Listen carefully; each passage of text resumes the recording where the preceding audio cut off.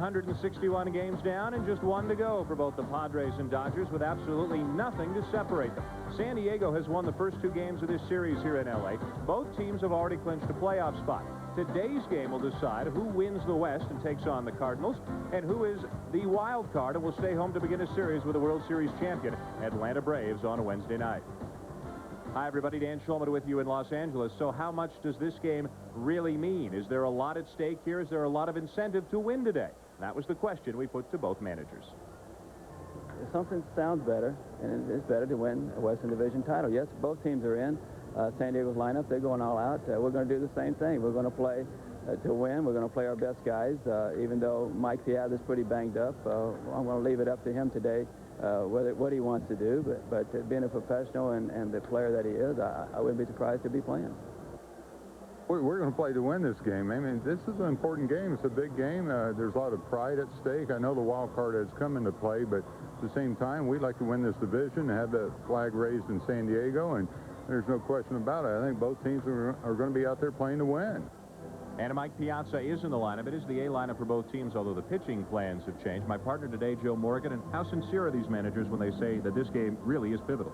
Well, I think they both really want to win this ball game, and I think there are a couple of ways you can analyze the situation if you're the Dodgers and the Padres. If you win today's ball game, you get a chance to play the St. Louis Cardinals. That could be a plus because the Cardinals have not been in the playoffs the last couple of years like the Atlanta Braves. The Atlanta Braves have been in 4 out of the last 5 years. So that could be a negative. Another way of looking at it, a lot of people feel that if you can beat the Braves, you're going to have a better chance in 3 out of 5 than you would in 4 out of 7. So if you lose, you get that opportunity. But in my situation, I believe it doesn't matter whether you're the Padres, the Cardinals, or the Dodgers. You're going to have to play the Atlanta Braves eventually if you expect to represent the National League in the World Series. Now put yourself down on the field. Are you going 100% today? I think you have to go 100%. Once you're on the field, there's only one way to play. But I think you win today's ball game and just see what happens after that. Again, you're going to have to play the Braves anyway, and I don't think you get a plus right away. Some potential personal honors at stake as well today, as Tony Gwynn seems all but assured of a 7th NL batting title. He'll lead it off when we return to Los Angeles after this. Back to Dodger Stadium, the Padres and the Dodgers will settle the NL West title this afternoon here in the final game of the season for each before a packed house. And there are some Padre fans here in the stands as well today. San Diego scoring a lot of runs. They are 3rd in the league, just 9th in home runs, though. That's one of the reasons they went out and got Greg Vaughn in the middle of the season, and with 10 homers, he is already 3rd on the team, behind, of course, Ken Caminiti and Steve Finley. And is Ken Caminiti all but wrapped up the MVP award with the way he's played the last couple of days? Gwynn, Finley, and Caminiti lead it off. Vaughn from Milwaukee. Joyner, Chris Gomez, the shortstop. John Flaherty still out, so Johnson again behind the plate, Jody Reed, and then Bob Tewksbury inserted as the starter here today. And there you see Ramon Martinez. We do not know how long he will go, but he has been the ace of the staff this year, and they would definitely like to have him start the playoffs. And there you see his numbers. And very good hit to innings pitch ratio. Good strikeouts. He's done everything well. A few more bases on balls than he would like, but other than that, he's pitched very well. And, of course, Nomo pitched a no-hitter, so their 1-2 punch is pretty good. And let's take a look at the Dodgers defensively. Up the middle, they have Greg Gagne and Delino DeShields. That replaces Offerman at shortstop. And last year, Offerman made quite a few errors, but if you look at this year, DeShields has made 17 errors at second base, and Gagne has made 21 errors at shortstop. Not very good numbers for either. And the leadoff man for the Padres will be Tony Gwynn, hitting a cool .356 on the season, on his way to yet another batting title. It would be his 7th. He'll take a strike. Now, if you look at Tony Gwynn, as I do sometimes, he doesn't drive in 100 runs. He rarely scores 100 runs. But when you look at a guy with 7 batting titles, that's amazing. The 7th title would move him into a tie with Rogers Hornsby and Stan Musial for 2nd in the all-time National League list. That's pretty impressive company. Yeah, not bad. You're right. In the hole, 0-2 here in the early going to Ramon Martinez.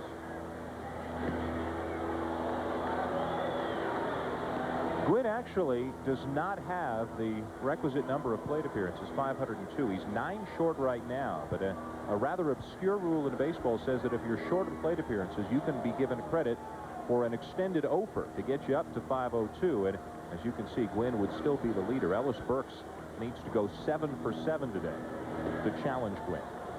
Well, we'll discuss that maybe later on. I really do not personally like that rule, but it's in effect. And so Tony Gwynn will win another batting title. Already a little activity in the L.A. bullpen. Ramon Martinez may go as little as 1 inning. Pedro Estacio already warming. Full count to Gwynn. Again, Ramon Martinez is going to start game 1 of the playoffs for the Dodgers, whether or not it is Tuesday or Wednesday, whether it's against St. Louis or against Atlanta. On deck, 30-homer man Steve Finley for the Padres. Line to short, and Gwynn is retired, 1 down. And Tony Gwynn, in yesterday's ball game, he got the game-winning hit, ground ball in the hole between short and third, and that's basically his zone. And this is a Gwynn swing right here. This pitch is up a little bit. That's why he probably hit it on the line as compared to yesterday's ball was down, hit a ground ball. But he has a beautiful swing, not a big stride, and a very light and short bat, 32-inch bat. There's one of the big reasons the Padres have become contenders this year. Steve Finley having a career year in every sense. 30 home runs, 95 driven in, 45 doubles. He'll steal some bases. And when you talk about MVP, of course, Ken Caminetti is going to get most of the votes. But Finley has done a great job as well. He's retired here by Karros unassisted for out number 2. And I mentioned that Ramon Martinez, the ace of the staff. By that I mean he's the guy the Dodgers open the season with. He's the guy that they want to open the playoffs with, although Nomo has 1 more win than he does. And Caminetti, hearing it from the fans here at Dodger Stadium. Look at the power numbers and the batting average and all the injuries that Caminetti has played through this year.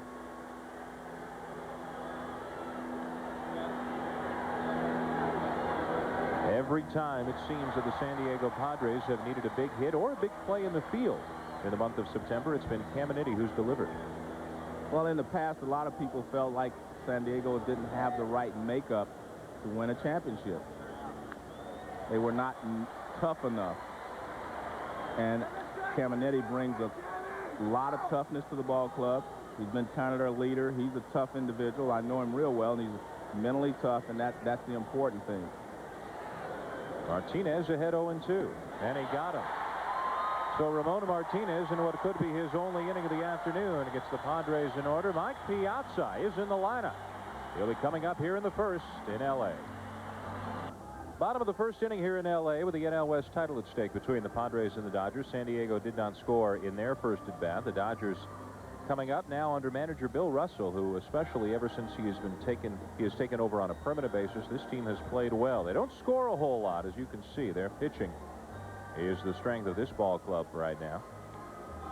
The lineup today for the second day in a row, Wayne Kirby's been moved up to number 1 and Todd Hollinsworth dropped to the 2 spot. The power comes from Piazza, Karros, and Mondesi in the middle. Tim Wallach at third. Delino DeShields trying to shake out of a horrendous slump.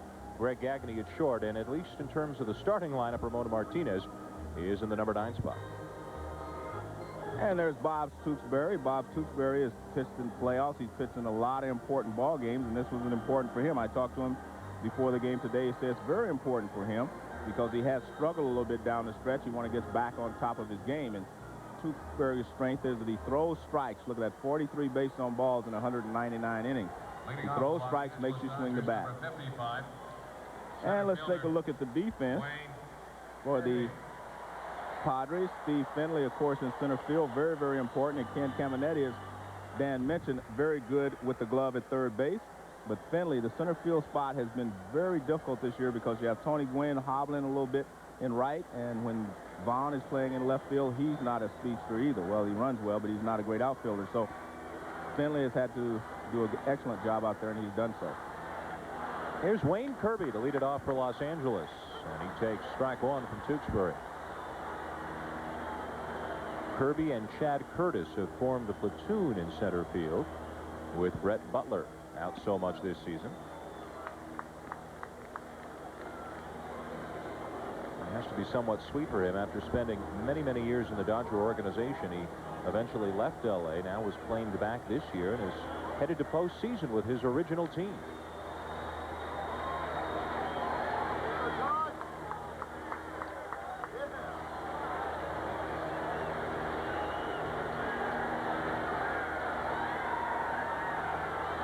There's Brett Butler, and he's doing as he always does, talking to somebody. Brett always has someone's ear. I guarantee you, if many shots we get of him today, he'll be talking. Line to short, and just as the top half of the inning began, so does the bottom. Kirby is retired. And that's kind of Brett Butler's theme now, to help the other players out. He may see something from the bench that they do not see from the field. And right now, I think he's bending Alex Karros' ear. Yeah, he said, "I got your ear." And so, see, that's a one-way conversation there.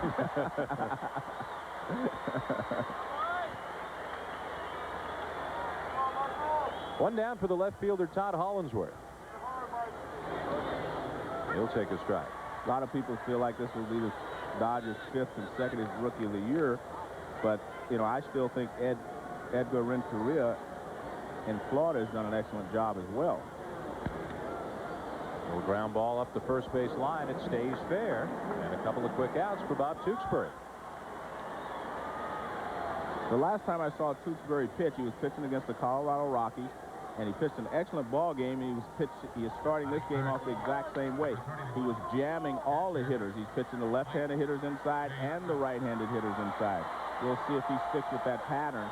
He was very successful that night against the Colorado Rockies. And the big ovation reserved for catcher Mike Piazza as he steps in. You see the batting average second in the National League. As of this point, Tony Gwynn again not listed among the leaders because he does not qualify, but he will be given an offer at the end of today and will win his 7th batting title. So Piazza will likely finish 3rd in the league in batting. He says he would trade every batting title he's got for a trip to the playoffs. And yesterday, Tony Gwynn with what he calls the biggest regular season hit he's ever had, the 2-run single that gave the Padres the win and put them into the postseason for the first time since '84. Saying a lot when a guy has over 2,500 hits, and that was the most important one yesterday. 1 ball, 2 strikes. Joey Hamilton was originally scheduled to start today. If this game was crucial for San Diego, if a loss would knock them out of the playoffs, but Hamilton has been bumped back to start Game 1 against, again, either St. Louis or Atlanta, and that's why Tewksbury is on the mound today. And Hamilton doesn't seem really too stressed out by the day's events, does he? That's laid back, if ever that term applied to anyone. The 2-2 just outside and a full count to Piazza. On deck, Eric Karros, who is having a very strong season with better than 30 homers, 100 RBIs. 1 hopper. Reed out at second, plays it on to first, and like Ramona Martinez, Bob Tewksbury, a 3-up, 3-down inning. Scoreless through 1 here in L.A. with the middle of the Padre order due up. Well, Ramon Martinez threw 1 perfect inning and sees his afternoon come to an end. They just wanted him to get a little bit of work. He's going to be the Game 1 starter for the Dodgers in the playoffs, and the second of what could be a large number of pitchers today. Pedro Astacio will come on here to work. If the Dodgers go to a 4-man rotation in the postseason, this is your man. So, like Martinez, Joe, everybody's got to get their work in. Well, you're right, and Astacio is a very fine pitcher. The Dodgers have obviously an excellent pitching staff, so again, that's the other reason I feel like, hey, you go ahead and win and just face whoever is there. I mean, I think their pitching staff matches up pretty well against the Atlanta Braves. The Braves have a little more experience as far as playoff, but they match up pretty well otherwise. The entire weekend series against the Padres sold out here in Los Angeles. The first time in 5 years that they've had 3 consecutive sellouts. And even though many say that this game is not all that important, they have flocked to Dodger Stadium today. Cleanup man Greg Vaughn's going to lead it off for the Padres. As you can see, he has struggled to put a consistent batting average up there, although on a team that really has just 2 bona fide power hitters, Vaughn is a welcome addition to the lineup. And they definitely brought him over for his power, not his defense, nor his batting average. He's supposed to hit the ball out of the ballpark, and he's done a good job of that. He's driven in some crucial runs for them. The acquisition of Vaughn has pretty much relegated Ricky Henderson to bench duty. And he has had a better second half than first half. He was ice cold when Vaughn was acquired, but right now San Diego with 4 experienced outfielders and only 3 spots. Well, but they're rotating them pretty well. There was supposed to be a continuous rotation, but Finley got hot, and so did Gwynn. A ground ball up the first base line, and it gets fouled just in time. So the only rotation now is with Vaughn and Ricky Henderson. And remember, the reason you want a guy like Vaughn on your ball club if you're the Padres is because the problem you have is if you fall behind early in a ball game or you fall behind even late, you have to have power to make that up. You can't expect to get 7 or 8 hits in a row to make up for a 3-0 deficit. And I've seen on several occasions this year Vaughn has come through, hit a home run to tie the ball game or to put them ahead. So that's why you want power on your ball club. And I don't think you can really win with 9 300 hitters. You need some guys with some power. Well, 9 300 hitters that do not have power, I should say. 2-2 the count.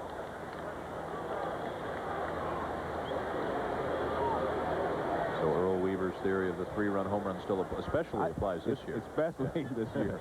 Yeah. Maybe it's pitching defense in the grand slam is what he's looking for now.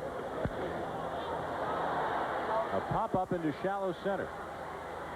The Shields will give way, and Mondesi will make the catch, 1 down. For the baseball postseason just a couple of days away, and a triple header for you on Tuesday, beginning with the Indians and Orioles in what could be a slugfest, 1 Eastern on ESPN. Then one of these 2 teams, LA or San Diego, taking on the Cardinals at 4 Eastern, and at night on NBC, the Texas Rangers and the New York Yankees. That's all after baseball tonight at 12:30 Eastern time.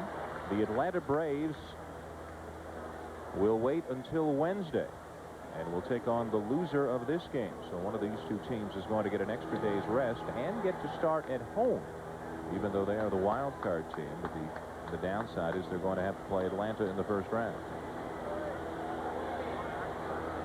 Here's Wally Joyner. 1-2. If you're the Dodgers, again, I think your pitching staff matches up well against any pitching staff overall.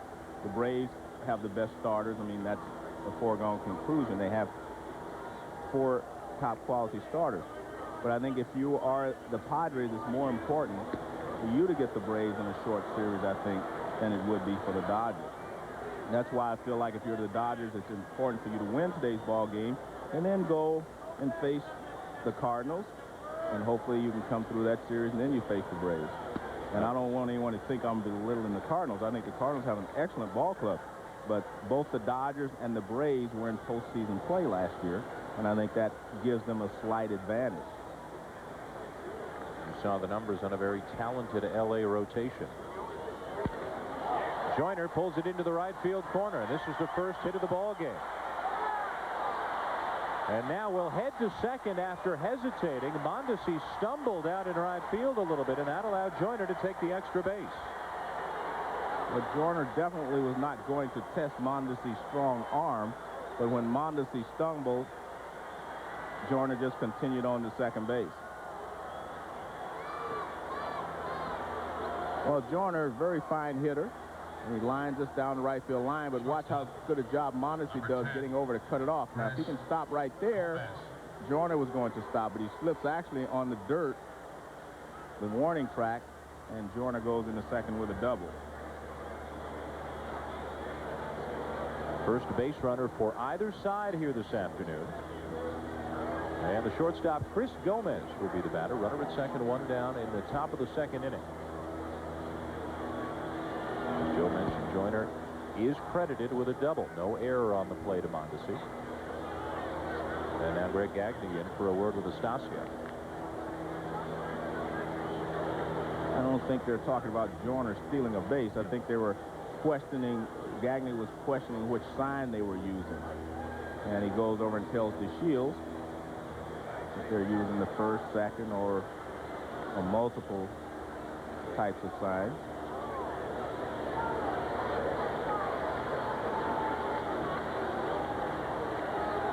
Gomez picked up from the Tigers in a midseason deal. Will take a strike, 1-1. He and John Flaherty coming over from Detroit. Flaherty went on to have a 27-game hitting streak, and Gomez has hit a respectable 265.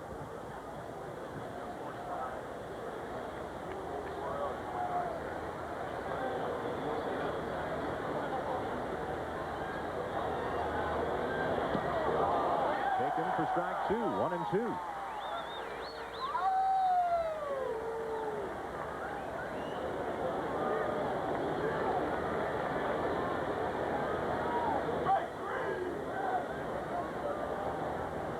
Runner at second, Joyner, 1 down, scoreless game.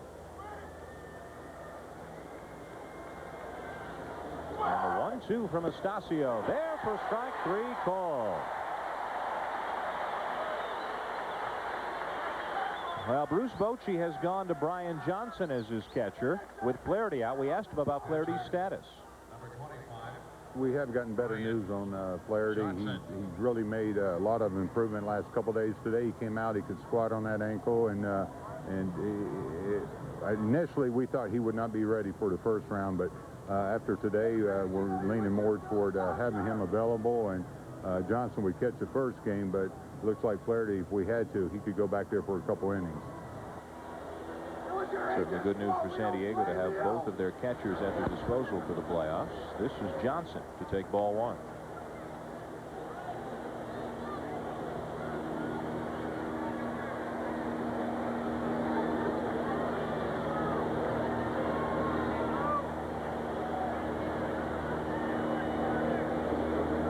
Anastacio not quite ready. He'll step off. 2 down. Joyner still out at second.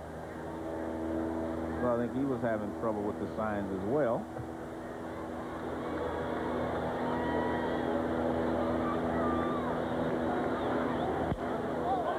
Off Estacio. He's going to chase it and make the play. Johnson and the Padres are retired as they strand a base runner in Wally Joyner. Pretty hot shot up the middle, but Estacio flagged down, recorded the out, and still scoreless through an inning and a half in L.A.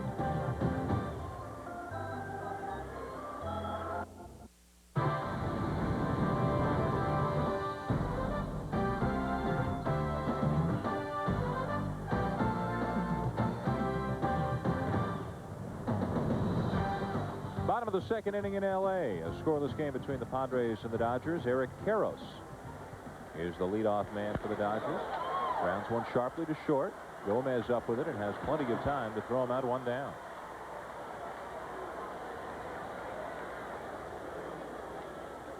Right fielder, number 43. Eric Karros has been, you know, Piazza's gotten most of the headlines as far as hitting because he's hitting well, you know, 330 plus. But Karros has been the RBI man on this ball club consistently from day 1 all the way until the end of the season. He's been the guy that they counted on in the clutch. Mondesi has been hot lately. You see his numbers up to 88 RBIs, but only Karros had 111 RBIs starting to today. Mondesi's 88 matches his career high, and with Karros and Piazza, pretty potent middle of the order for the Dodgers.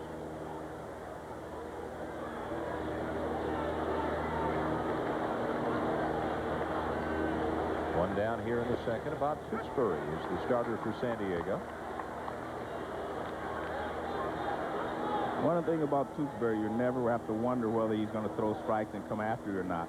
That's one of the reasons he gives up more hits than innings pitched. He's always around the plate, and he throws a lot of fastballs, and he throws a lot of strikes.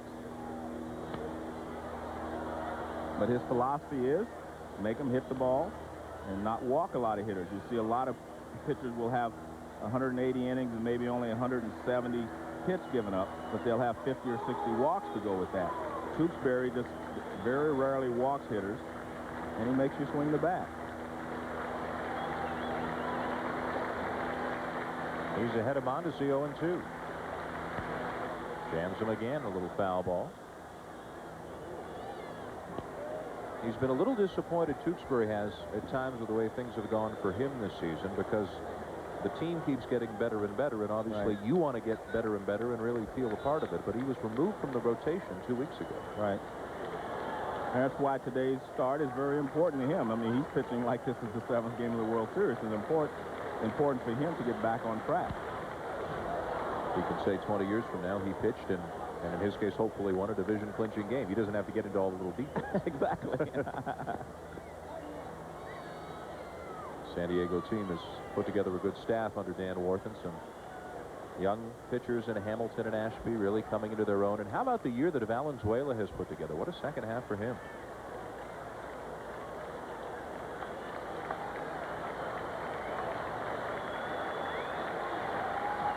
Got him. Mondesi not close.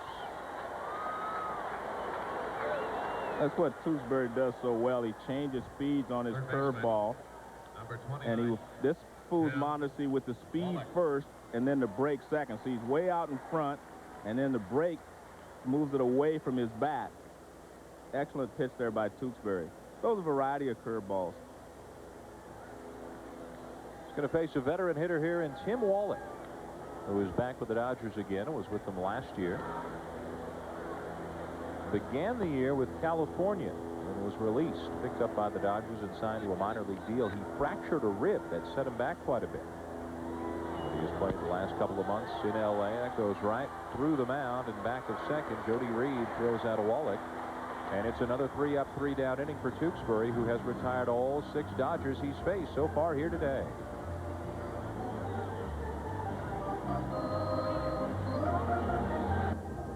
Back here in L.A., more significant, of course, than the actual flag and who wins the NL West is who you're going to face in the playoffs. We asked Bruce Bochy, manager of the Padres, does he prefer the Cardinals or the Braves? We don't have a preference. You know, again, we're playing to win this game today, and you know, Cardinals and Braves, they're 2 outstanding ball clubs, and you know, I think it's hard for anybody to say which club you want to play. We certainly don't have a preference. We're very happy to be in this position, and after today, we'll know who we're playing.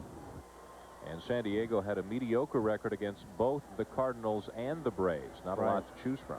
Well, they were there. You see 4-8 against the Cardinals and 4-9 against the Atlanta Braves. I think the Dodgers are probably the only one that may have a winning edge, against the Braves. I think the Dodgers were 7-5, if I remember correctly. San Diego second baseman Jody Reed hitting in the number 8 spot, leading off the top of the 3rd. Last thing Bruce Bochy is going to do is say, you know, we'd really love to get the Cardinals. Right, exactly. And then they end up with them. Yeah, and they end up with them. Yeah. Tommy Lasorda relaxing a little bit and watching the Dodgers. Yeah. Ground ball to short. Gagne throws out Reed, 1 down. I have to say, with Tommy not being the manager, man, I really don't have any place to stop off and eat before the ball game. I used to stop in, get a little pasta with him every game. Bill Russell doesn't have that kind of a spread going down? No, Bill's, I don't know, I think Bill must be dieting or something. Bob Tewksbury, his first at bat of the afternoon. Ground ball and another play for Gagne at short. And a couple of quick outs here for Estacio working his second inning.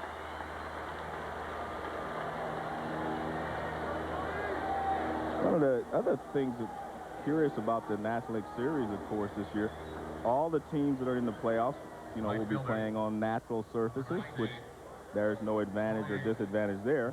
It's like if you were playing, whoever won this game was going to go play Cincinnati or someone with AstroTurf, could make a difference. But all the teams on natural surfaces this year in the National League. Do you think that any team who's got a shot at beating the Braves has a better shot in a shorter series? Get them early or don't get them at all? That's one way of looking at it. I think in the Padres case that would work. I mean, it would probably be more to their advantage in a short series. The Dodgers, I'm not so sure, because I think the Dodgers bullpen in long relief, is as good as anybody's. And therefore, I don't know if there's a lot to choose from there. In my opinion, I said this earlier, and a lot of people may not have understood what I said. Meant when I said that the Cleveland Indians, to me, are not as strong offensively this year as they were last year. Gagne, nice play.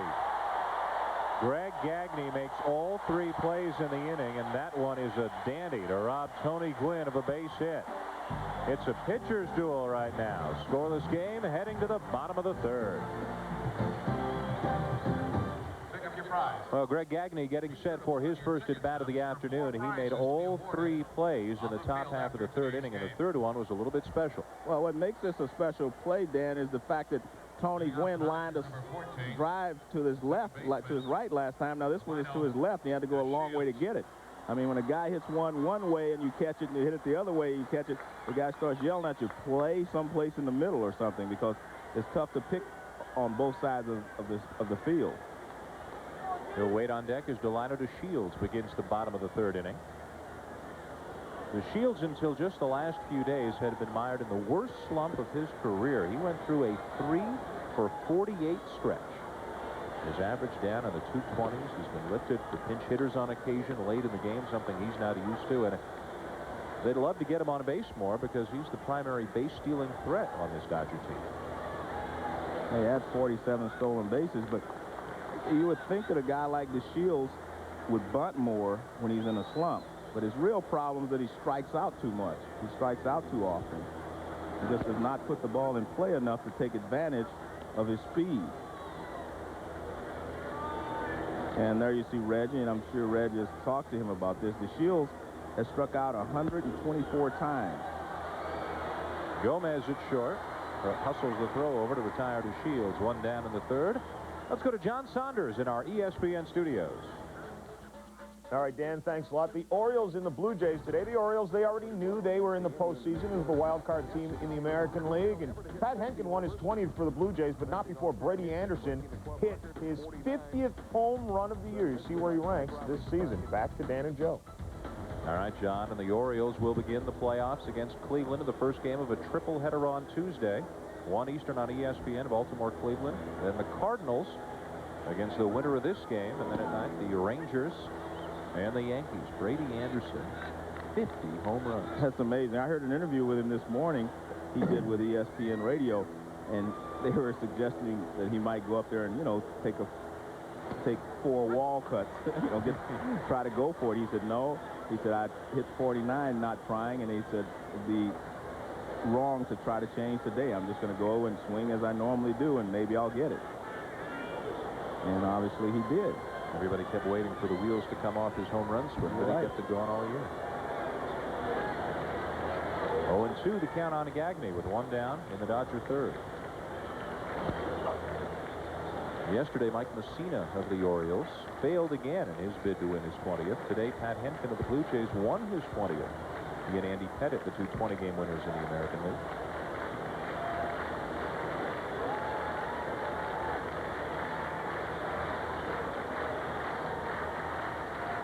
The 1-2. And a grounder foul. I want to finish the point I was making with with Cleveland. I said that, you know, I did not think they were as intimidating this year offensively as they were last year. They are still a very, very fine offensive ball club. And like the Atlanta Braves, I think if you plan on representing the American League in the World Series, you're going to have to beat the Cleveland Indians at one point or another. Base hit right field for Gagne. That's the first base runner today for the Dodgers.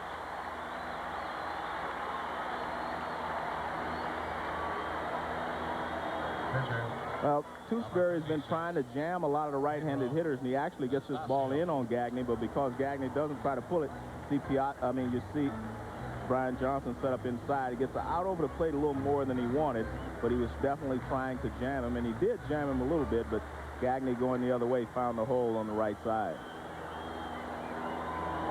A 1-out single for Gagne here in the third. Brings Pedro Estacio to the plate. He came on after just 1 inning for Ramon Martinez. Martinez just in there to get a little work. He's going to start the playoffs for L.A. Estacio has pitched 2 innings so far and is now going to try and move the runner Gagne up a base.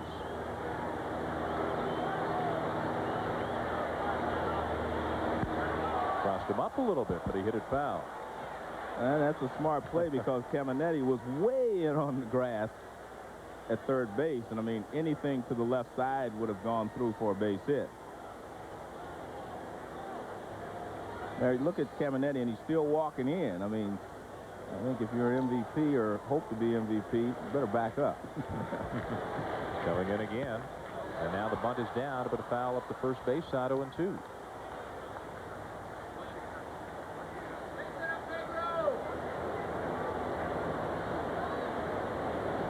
Bill Russell taking over the Dodgers after Tommy Lasorda took ill, and now Russell has had the interim removed from his title, and ever since then this team has played exceedingly well, as have the Padres. Colorado fell off the pace and turned it into a two-team race in the National League West.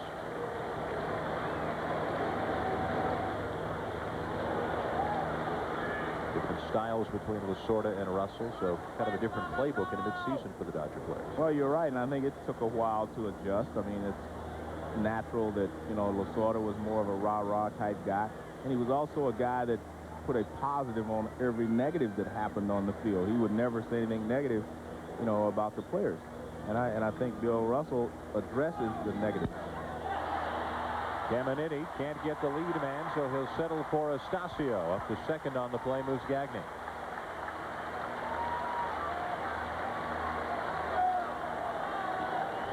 Well, again, Caminiti comes in, but he doesn't come in quite as quickly as he did before.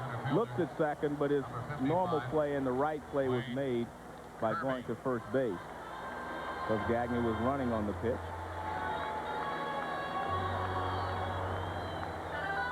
And that'll put a runner in scoring position with two down for the center fielder Wayne Kirby. A chance to put the Dodgers on top here. Scoreless game in the third.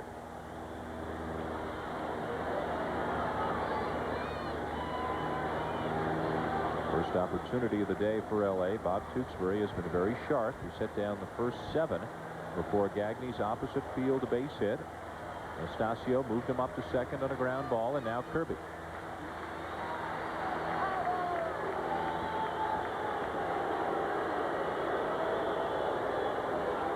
If you're the Dodgers, you have to be a little bit concerned about your defensive play in center field going into the playoffs, because Kirby has not played there on a consistent basis except the last couple of weeks. So you're going to have to decide or hope that you're going to get some good defense out of your center fielders during the playoffs with Chad Curtis and, of course, Kirby.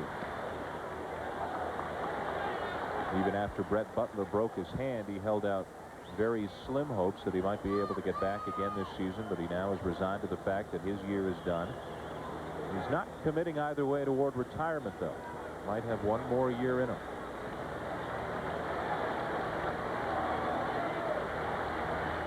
The 1-0 to Kirby. 1 ball, 1 strike. I've talked to Brett a couple of times, and I really feel that he will come back next year, go through spring training, and then see how he feels. I think he will, you know, make that attempt and just decide, you know, if I feel strong enough to go 162 games, I'll stay. If I do not, and I'll just probably have to retire.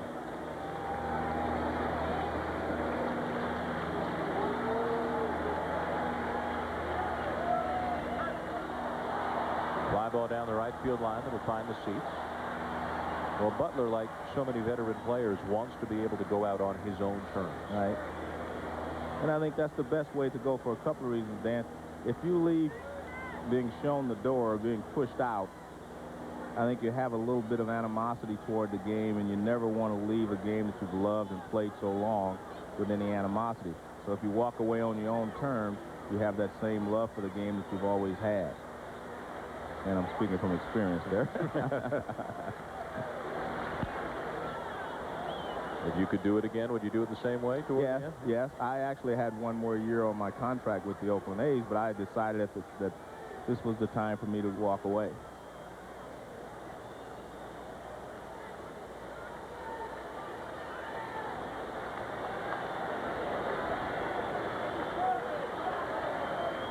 One ball, 2 strikes the count. 2 down and a runner at second. Tewksbury works. And a fly ball driven to right center. Fairly deep, but playable. Gwynn is there, and that's it. Dodgers threaten but cannot score with the NL West title on the line. Scoreless through 3 in L.A. Scoreless game of the fourth here in Los Angeles between the Padres and the Dodgers. Pedro Astacio and Bob Tewksbury right now. Big baseball week, but a big college football week as well. Thursday at 7 Eastern, 4 Pacific. Turn to ESPN 2 to catch Chris Fowler, Lee Corso, and Kirk Herbstreit on the weekend kickoff show. Then at 7:30 Eastern, turn right back to ESPN to catch the 9th-ranked Tennessee Volunteers, led by Peyton Manning, taking on Mississippi. Tennessee, Mississippi, 7:30 Eastern Thursday on ESPN.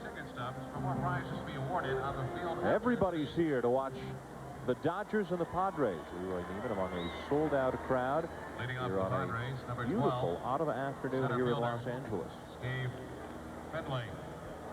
I just got caught off guard. My buddy Tommy Lasorda just walked in. I'm sure that's his granddaughter.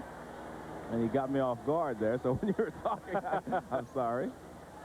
See, now he's got a chance to make his way around the ballpark and visit some friends. Yeah. There's Steve Finley to lead off the fourth for the Padres. He'll be followed by Ken Caminiti and Greg Vaughn.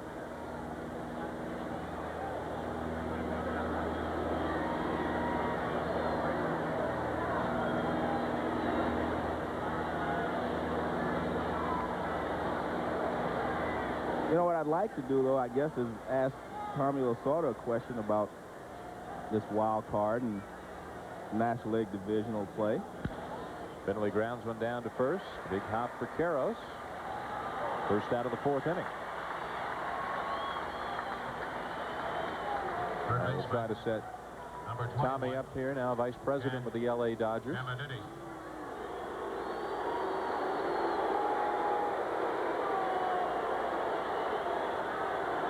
Astacio on the mound for LA, working his third inning of relief and taking on Ken Caminiti, a strikeout victim at the hands of Ramon Martinez back in the first.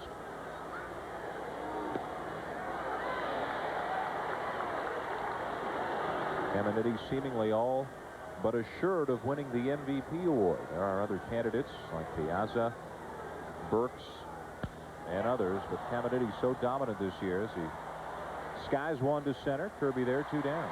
And I'm sure Tommy Lasorda may disagree with us on that. What's that, Joe? About who the MVP in the National League is. Well, you know, excluding our players. Okay, now. all right, let's do that.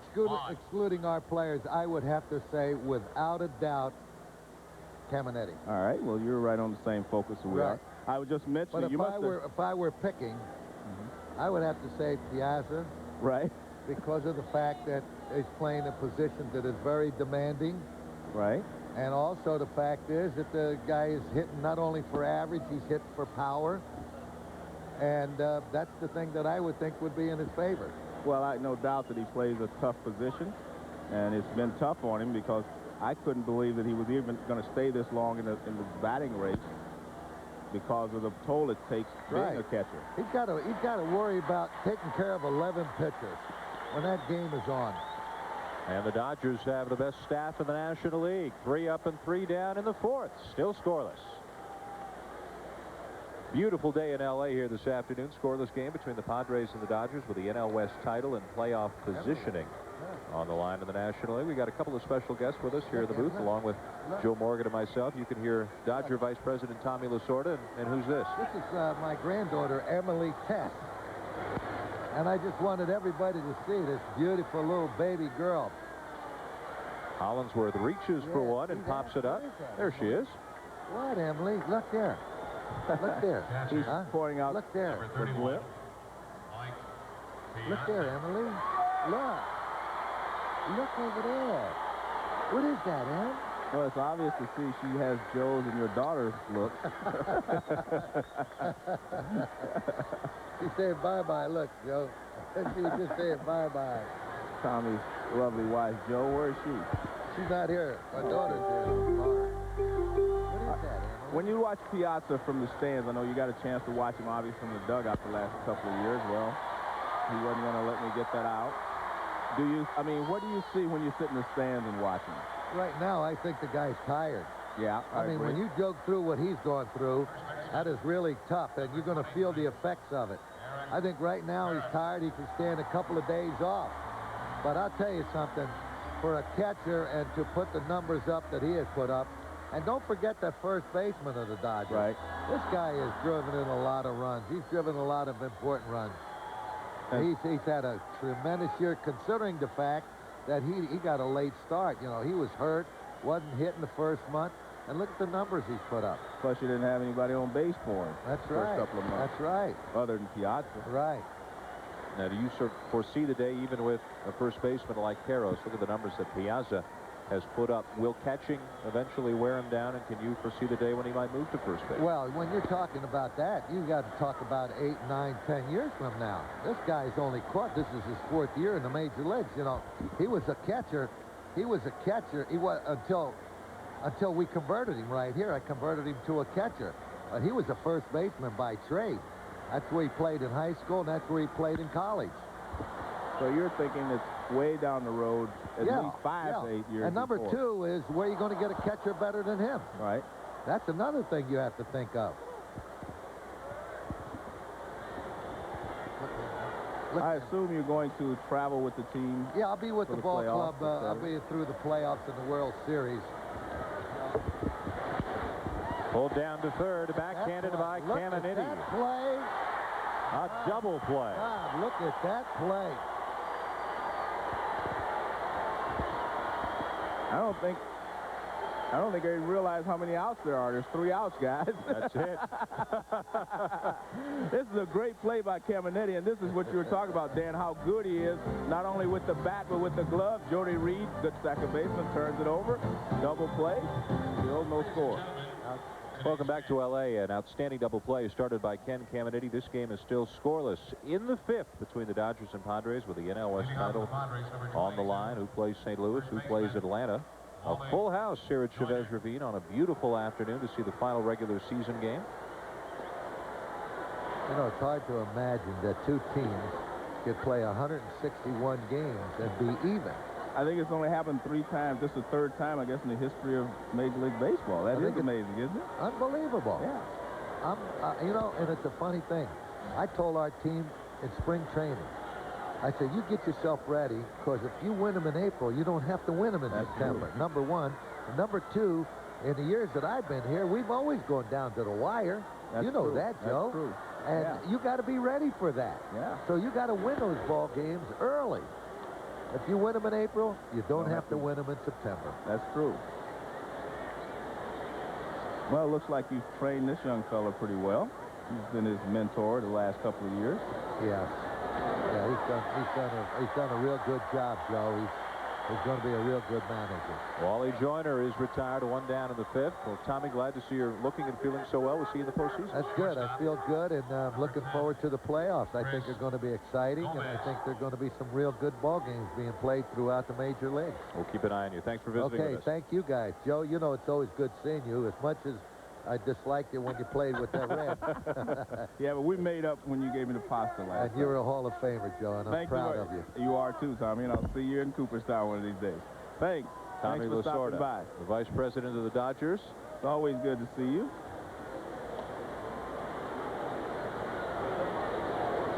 One down at the top of the 5th. San Diego and Los Angeles are scoreless as Chris Gomez takes a strike from Pedro Estacio. Ramon Martinez went just the 1 inning, but Pedro Estacio trying to make a bit of a statement here in the season finale that maybe Bill Russell should consider a 4-man rotation. He's pitching very well. And that's smart, you know, of Estacio. He may need a 4th man if you can get to the World Series, or, you know, actually the League Championship Series also 4 out of 7, depending on travel. And that's one of the things I think we never think about, but there could be some weather problems in some of these places that would allow some teams maybe they only have to use 2 starters or 3, because, you know, it rained out in New York over the last couple of weeks. There was a lot of rain back there. The 2-2. Well, the Dodgers certainly will have flexibility. Bill Russell seems pretty set on carrying an 11-man pitching staff into the playoffs, which is pretty unusual. Most teams will carry 10, some only 9. But now that you've got 3 rounds of playoffs, you got to start thinking of carrying another pitcher or 2. Right. Except in the American League with the DH, you know, you're not going to have to pinch hit as often for your pitchers, so you may not need as many pitchers in the American League as you do in the National League, because sometimes in the 6th inning, if you're trailing by 1, you may have to pinch hit right away. High ball 4, and Estacio issues his first walk of the afternoon. Let's get an update from John Saunders. John? Well, Dan, as you guys have been mentioning, it's been an unbelievable season for numbers. Ellis Burks left the game today 2 for 2 to finish at 344. He'll finish behind Tony Gwynn in the batting race, as you explained. Andres Galarraga, his teammate, hits this home run. His 47th of the year to go with 149 runs batted in. Back to Dan and Joe. And here is your batting champion for the 7th time in the National League, Tony Gwynn.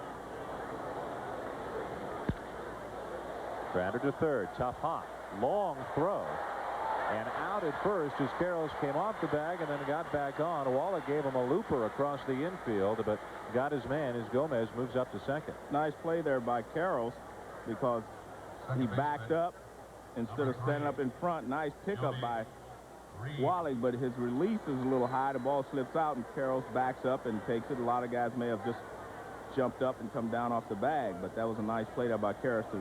Nifty footwork there. 2 down now for Jody Reed, who grounded out his first time. Runner at second.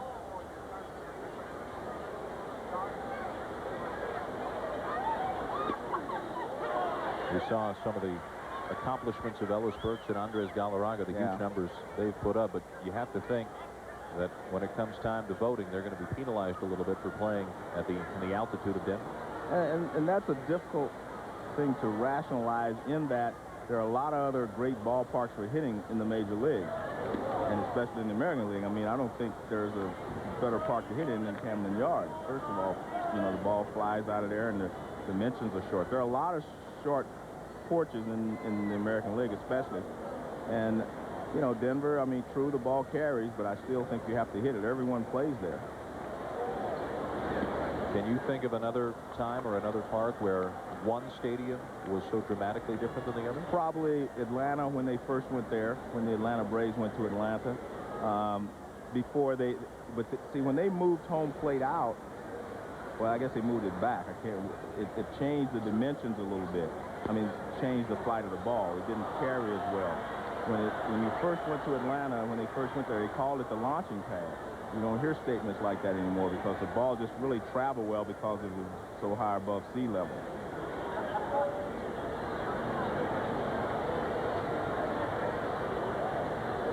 Gomez the lead at second. Estacio has fallen behind Reed, 3-1, and loses him. Second walk issued this inning. Runners at first and second. And that's unlike Estacio. He does not walk a lot of hitters. Talking about Camden Yards, certainly the potential for a lot of baseballs to be flying out of that ballpark as the Orioles host the Indians. Game 1 of the triple-header on Tuesday. The winner of this game will take on the Cardinals, 4 Eastern on ESPN. And then at night on NBC, the Rangers and the Yankees. The pitching matchup for Game 1 of that Indians-Orioles series, David Wells for Baltimore and Charles Nagy for Cleveland. Bob Tewksbury swung at that and then hit it on the follow-through with his bat. It has been ruled a foul ball. Piazza and Karros and Estacio saying, well, hey, Tewksbury he hit it twice. He was out of the box. You got to call him out. Well, as long as you're in the batter's box, you can hit the ball. I mean, it's a foul ball if the ball hits off of you or your bat, as long as you're in the batter's box. And I think he was clearly in the batter's box. He was starting to run, but he was still in the batter's box.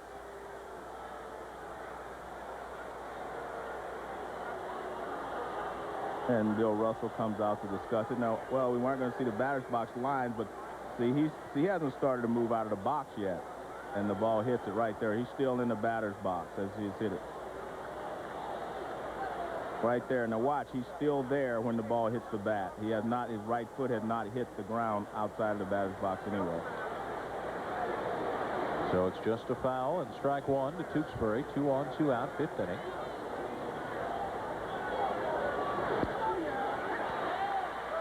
For a game that many, including some of the Dodger players, have likened to a spring training game here today, the crowd is pretty into it.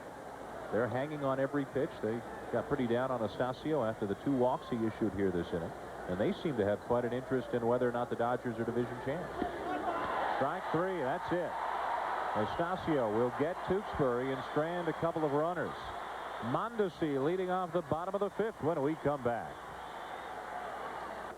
Still nothing to show offensively for either the Padres or the Dodgers. A scoreless game heading to the bottom of the fifth with Raul Mondesi scheduled to lead off. And believe it or not, the NHL is getting geared up and ready to go. The season begins Friday night with a dandy. The Colorado Avalanche, the defending Stanley Cup champs, led by outstanding goaltender Patrick Roy, take on Brett Hull and the St. Louis Blues. All had such a strong World Cup of hockey for the United States. Friday night, 8 Eastern, 5 Pacific, here on ESPN. Well, I doubt the youngsters have much of a grasp on the wild card and all the rules and the tiebreakers because, I mean, to be honest with you, it seems like 99% of people, and justifiably so, it's a confusing system, really don't have a firm grasp on what's going on here. Well, I think that if you're a fan, all you care about is the Dodgers winning the division. And if you're a Padres fan, that's all you care about. The rest of it really doesn't matter what's going to happen tomorrow. And I think Bochy said it best. He said, I want to raise that divisional flag in San Diego next year, and I think that is important. And it's important for the future of the franchise. You know, tradition is a big part of baseball. And you have to have tradition on your side. I mean, kids that come up from the minor leagues with, you know, the Yankee tradition. They came up from the minor leagues. I want to be a Yankee because they win pennants. I want to be a Dodger because they've won, you know, championships. And I think that's important for the Padres because they have not ever won a championship. So any step they take is always good. Diving play at third by Caminiti, but not in time. Safe at first is Raul Mondesi, but what a great play down at third by the Gold Glover, Ken Caminiti. And only Raul Mondesi from the right side, I believe, would have had a chance of beating this. We'll have to take another look at it because I thought they had him. Now here's Caminiti, just a great play. He gets up quickly. He's got one of the strongest arms in all of baseball, and he throws a strike. Very close play there at first base. From my vantage point here, I thought he had him, but let's take another look. Well, it's so close, obviously, that you can't make the call maybe from the replay. I thought he was out. Yeah, I agree with it. Yeah, from my view here, when the play first happened, I thought he was out. Great stop by Caminiti, and Mondesi hustling down the line. An infield single for Raul Mondesi, the leadoff man on in the fifth, and the batter is Tim Wallach. That play was so close, even when Bochy came out, he really couldn't argue. He just questioned it because, I mean, that was just a very, very close play.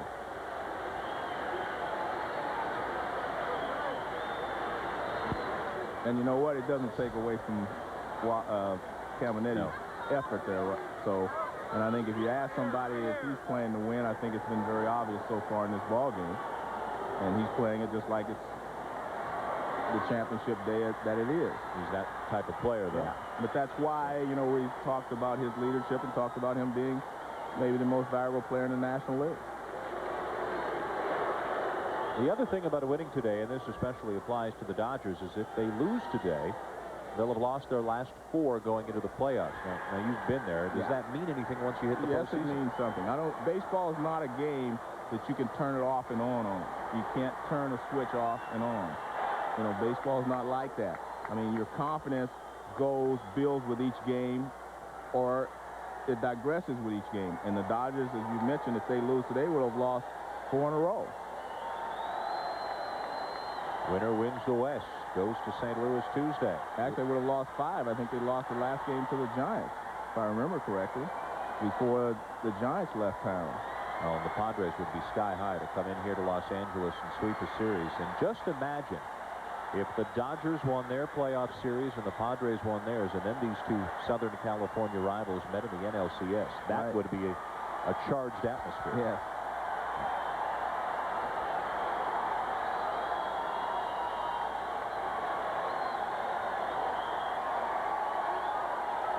Another throw over. The Dodgers were there last year, and they were swept out of the playoffs by Cincinnati very quickly in 3 straight. The Padres have not been to the postseason since 1984, the year Tony Gwynn won his first batting title. He will win his 7th here this season. And they had an ex-Dodger as their leader then. Steve Garvey was one of the Padre players. Dirty Kurt Vavaka. They've had some characters in San Diego. The 0-2. And Wallach takes it for ball 1. And it's nice to see a city like San Diego, which was so down 3-4 years ago, not only rising in terms of putting a contender on the field, but also getting the fan support going. They nearly doubled their fan base this year. And there aren't a lot of baseball teams who can claim that. And it's hard to imagine how good they would have been if they could have kept Gary Sheffield, Freddie McGriff. They even had Roberto Alomar at one time. They've had some great players there, but some of the guys that they traded for with Houston, of course, have helped them a lot, and that is Caminetti and Steve Finley. I think that trade really helped them. But if they had Steve Finley, Caminetti, Sheffield, McGriff, I mean, you know, they would really have a big ball club now. A 1-2 count. Wallach the batter. He lifts a fly ball to left. In comes Vaughn to make the catch, and that's the first out of the inning. Well, you think of all the ex-Padres who are sprinkled around the major leagues, from Carlos Baerga to the Alomar brothers. I mean, they're just all-stars all over the place. You know, I mentioned last time that the Shields, you know, was striking out too often to be the type of hitter that he is. He leads the Dodgers in strikeouts. I mean, that's more than, he has 4 more strikeouts than Eric Karros. The Shields has 124, Karros 120. And Karros is a home run hitter. I mean, you expect that with a home run hitter, that you're going to get a lot of strikeouts. And, of course, Mondesi is up there over 100. But you do not expect that from your second baseman and a player who doesn't hit a lot of home runs and is not supposed to be a free swinger. Mondesi not going, and DeShields takes ball 1. But I think it's one of those situations where the Dodgers are probably, they've decided they're not going to pick, you know, maintain his rights, and I think DeShields needs to move to a different spot, you know, to another team, and because he does have a lot of ability. I mean, he proved that when he played with the Montreal Expos that he was a good player. But I think he needs to be someplace else to reestablish himself as a fine major league second baseman. Mondesi with an infield single to lead it off. Wallach retired on a fly ball, and now DeShields has popped it up on the infield. Caminetti makes the play near the mound. 2 down. And DeShields hearing it a bit here from the Dodger faithful.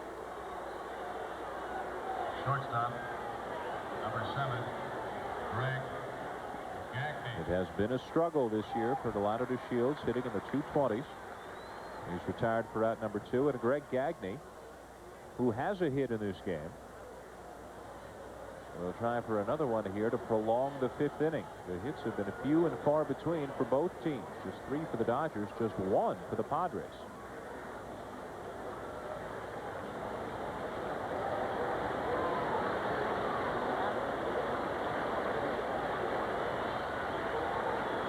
There goes Mondesi. And safe at second. The ball skipped away from Reed, backed up by Gomez. Stolen base number 14 for Raul Mondesi. Well, this is the way a stolen base is supposed to happen. A quick start, a quick release by the catcher, and a quick tag by the second baseman. Good start there by Mondesi. Good throw here by Johnson. Now, Jody Reed tries to tag him all in the same motion while catching the ball, and he could not do so. I think Mondesi was going to be safe anyway. Now base hit could give the Dodgers the lead. Gagne takes a strike.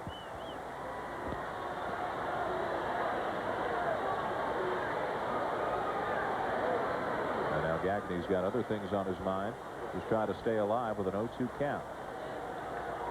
We talked about Estacio. How about Tewksbury making his first start in a couple of weeks and throwing shutout ball at the Dodgers so far?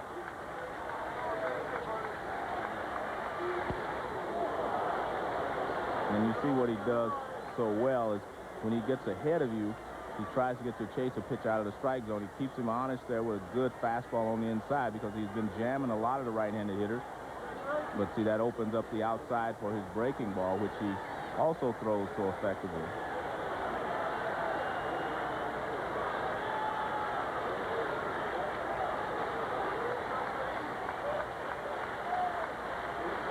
Mondesi the lead at second. Tewksbury to the plate. And grounded foul off the bat of Gagnon. Another good pitch.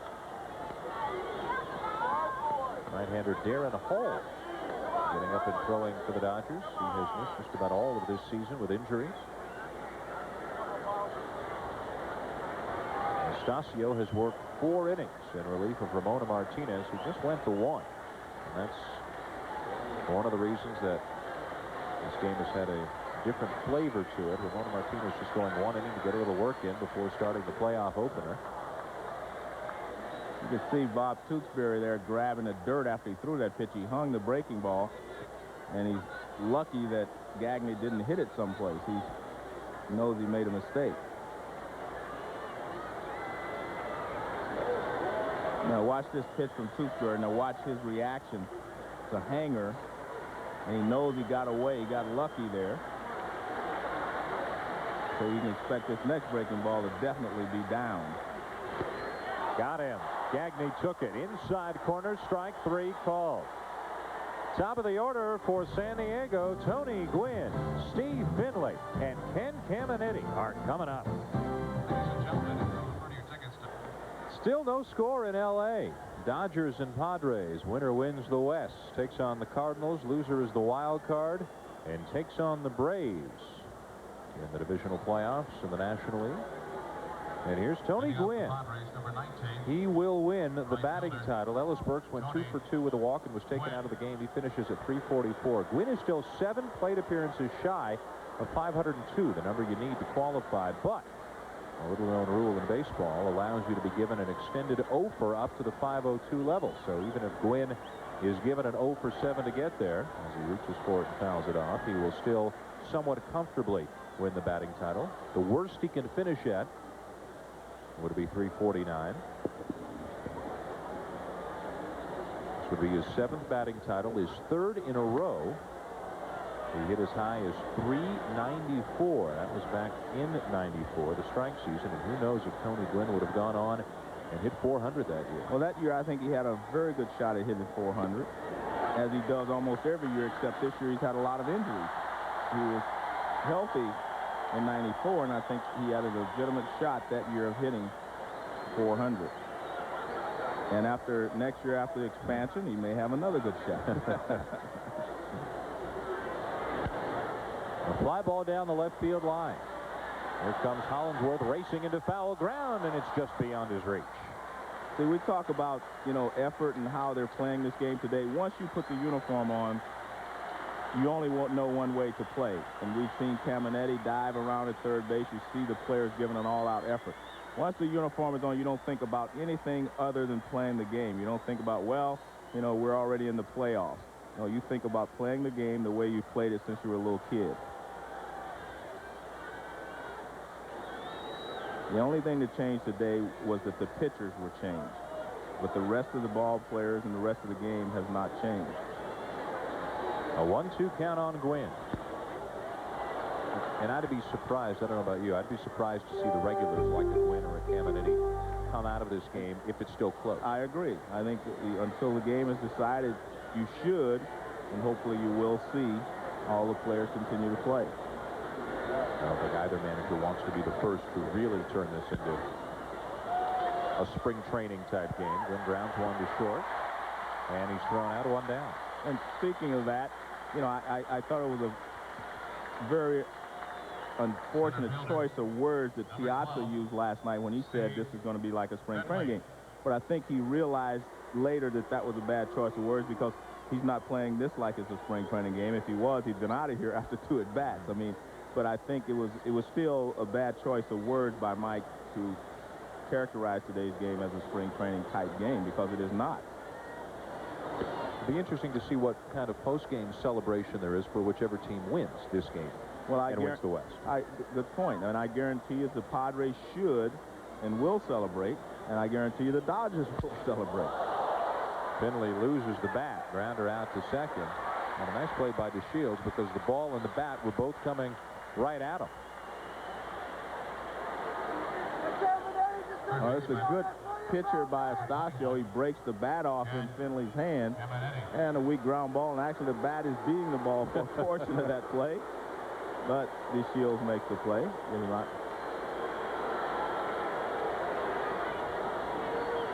Two down now, the San Diego sixth for Caminiti. 0 for 2, a strikeout and a fly ball. Just outside. Although he has played almost all the time, he's had some injuries too that he's played through. Shoulder, rib, the very well publicized dehydration episode in Mexico. Has himself a couple of Snickers bars and hits himself a couple of home runs.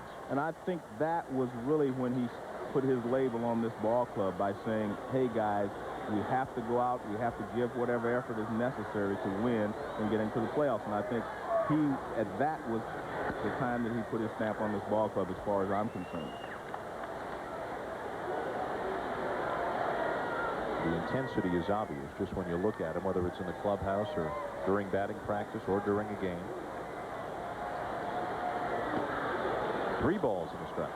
In fact, I know John McMullen, who owned the Astros, and Tim Caminiti played for the Astros, and John had a quiet talk with him once about responsibility and about what you're supposed to do on the field. And I think that talk really has helped Tim Caminiti to the type of season he's had this year. He'll take a 2-out walk from Estacio here in the 6th. Estacios given up just 1 hit through 4 2/3 of relief. He has now walked 3.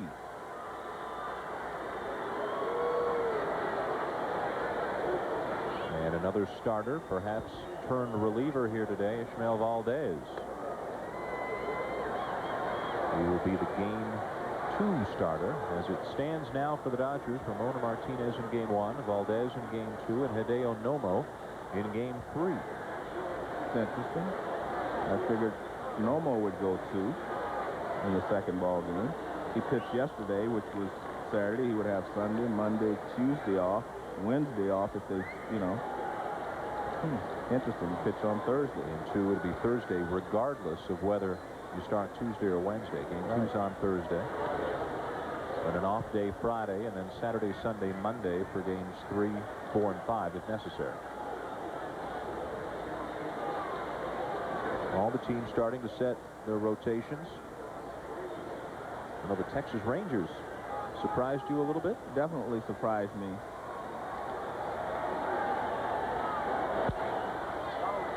Greg Vaughn, grounder out to second to Shields, retires him.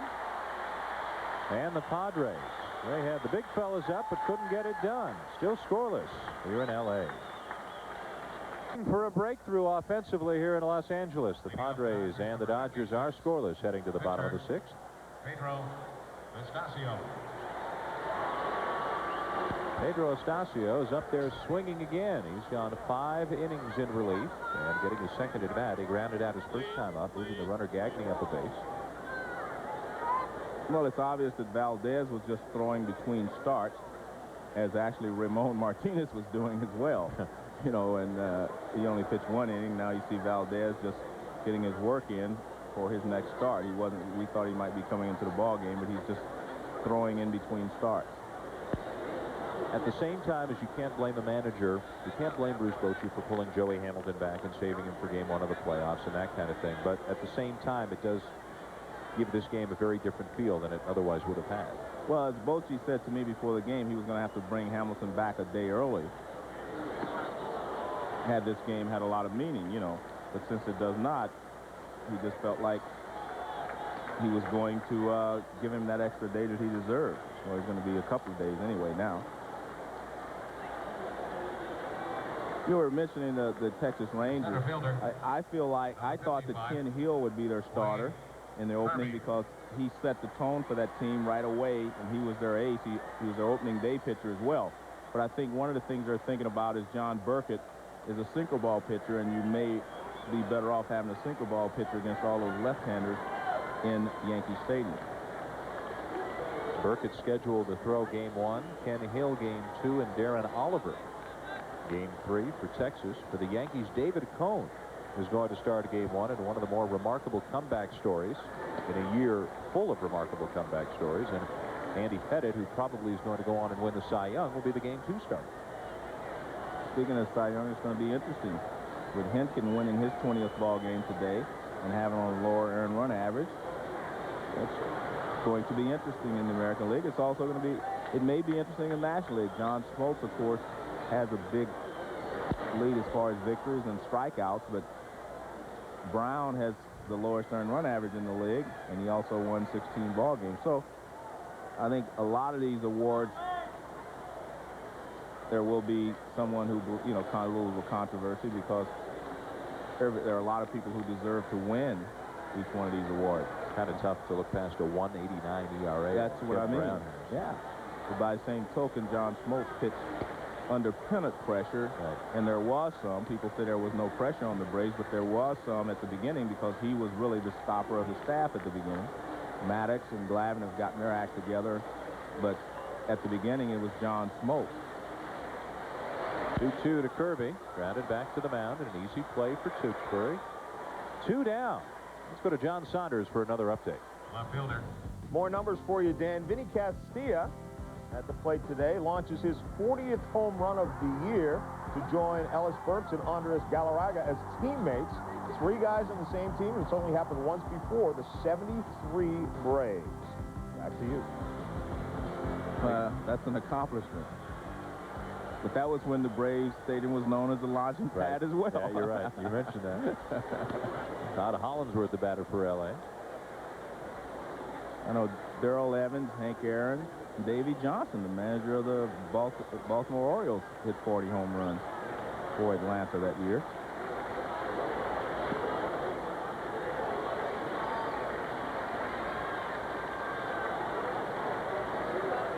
Remember, Colorado missed Larry Walker for about half the season after he broke his collarbone, or he would have put up some big home run numbers as well.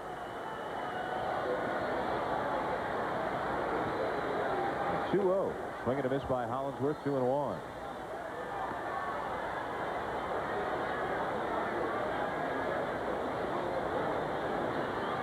Still scoreless in the 6th. A sellout crowd waiting for the Dodgers to break out. But offensively, they've been waiting much of the season. Is Todd Hollinsworth going to bring the Dodgers an unprecedented 5th consecutive Rookie of the Year award? Well, if you look at those numbers, I mean, Kendall plays a tough position, and Renteria, those are the 2 toughest positions for rookies to break into, shortstop and catcher. Left field. Vaughn is there, and that's it. Another 3-up, 3-down inning for Tewksbury. A pitcher's duel in L.A. Scoreless through 6. Top of the 7th inning at Dodger Stadium. L.A. and San Diego are scoreless.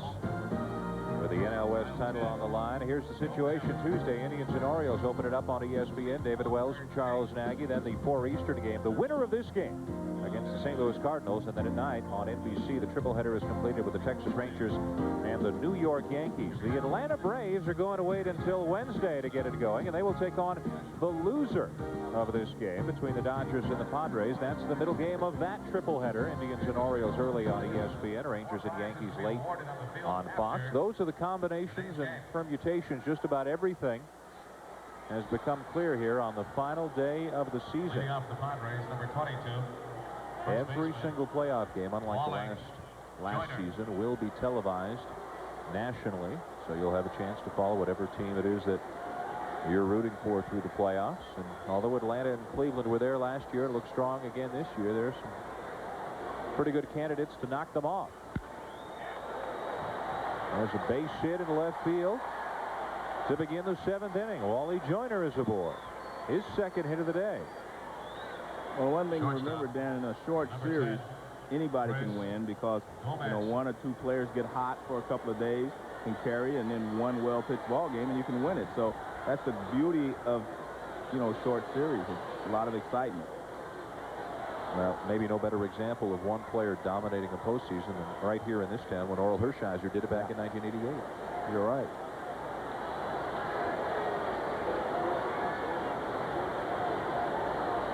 Here's Chris Gomez. And in a 5-game series, if you can get 2 hot starters, whether it's Smoltz and Glavine, whether it's Stottlemyre and Bennis in St. Louis, I mean, 2 guys could pitch 4 of the 5 games for you. And you only have to win 3. So they don't have to win both of their starts. How about the second half by Andy Bennett? He's always had a label of not pitching his best when it matters the most, but what a second half for him. He has definitely turned his career around in that, I mean, even last year he struggled, you know, from the middle of the season on, and this year he's pitched very, very well. Maybe having his brother around has helped him, his younger brother.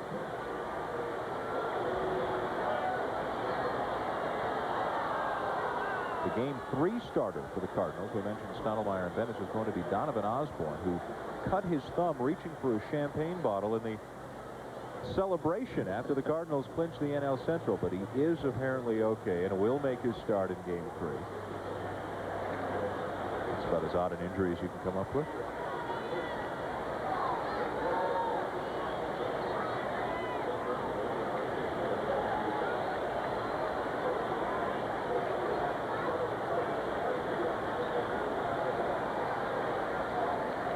An 0-1 count on Gomez with Joyner the runner at first.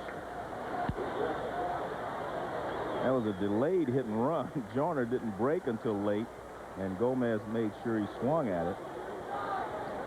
And now Tim Flannery over at third base is really giving the signs hard to Joyner at first base. I think he definitely missed the sign there.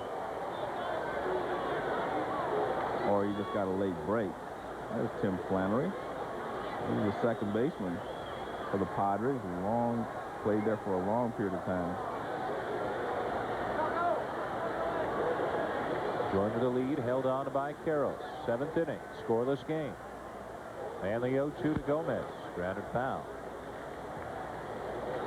To finish up the thought on the Cardinals, one of the big questions surrounding St. Louis heading into the playoffs is the availability of Ray Lankford, one of their outstanding outfielders who's got a bad shoulder.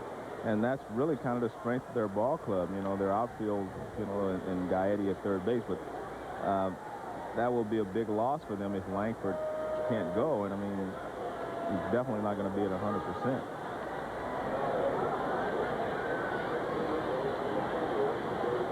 Joyner not going. On the appeal, a swing. And Gomez is gone. Catcher, number 25. Estacio throws a breaking ball away, and Gomez tries to check. You'll get a chance to see. It's awfully close there. You get a chance to see what Mark Hirschbeck saw.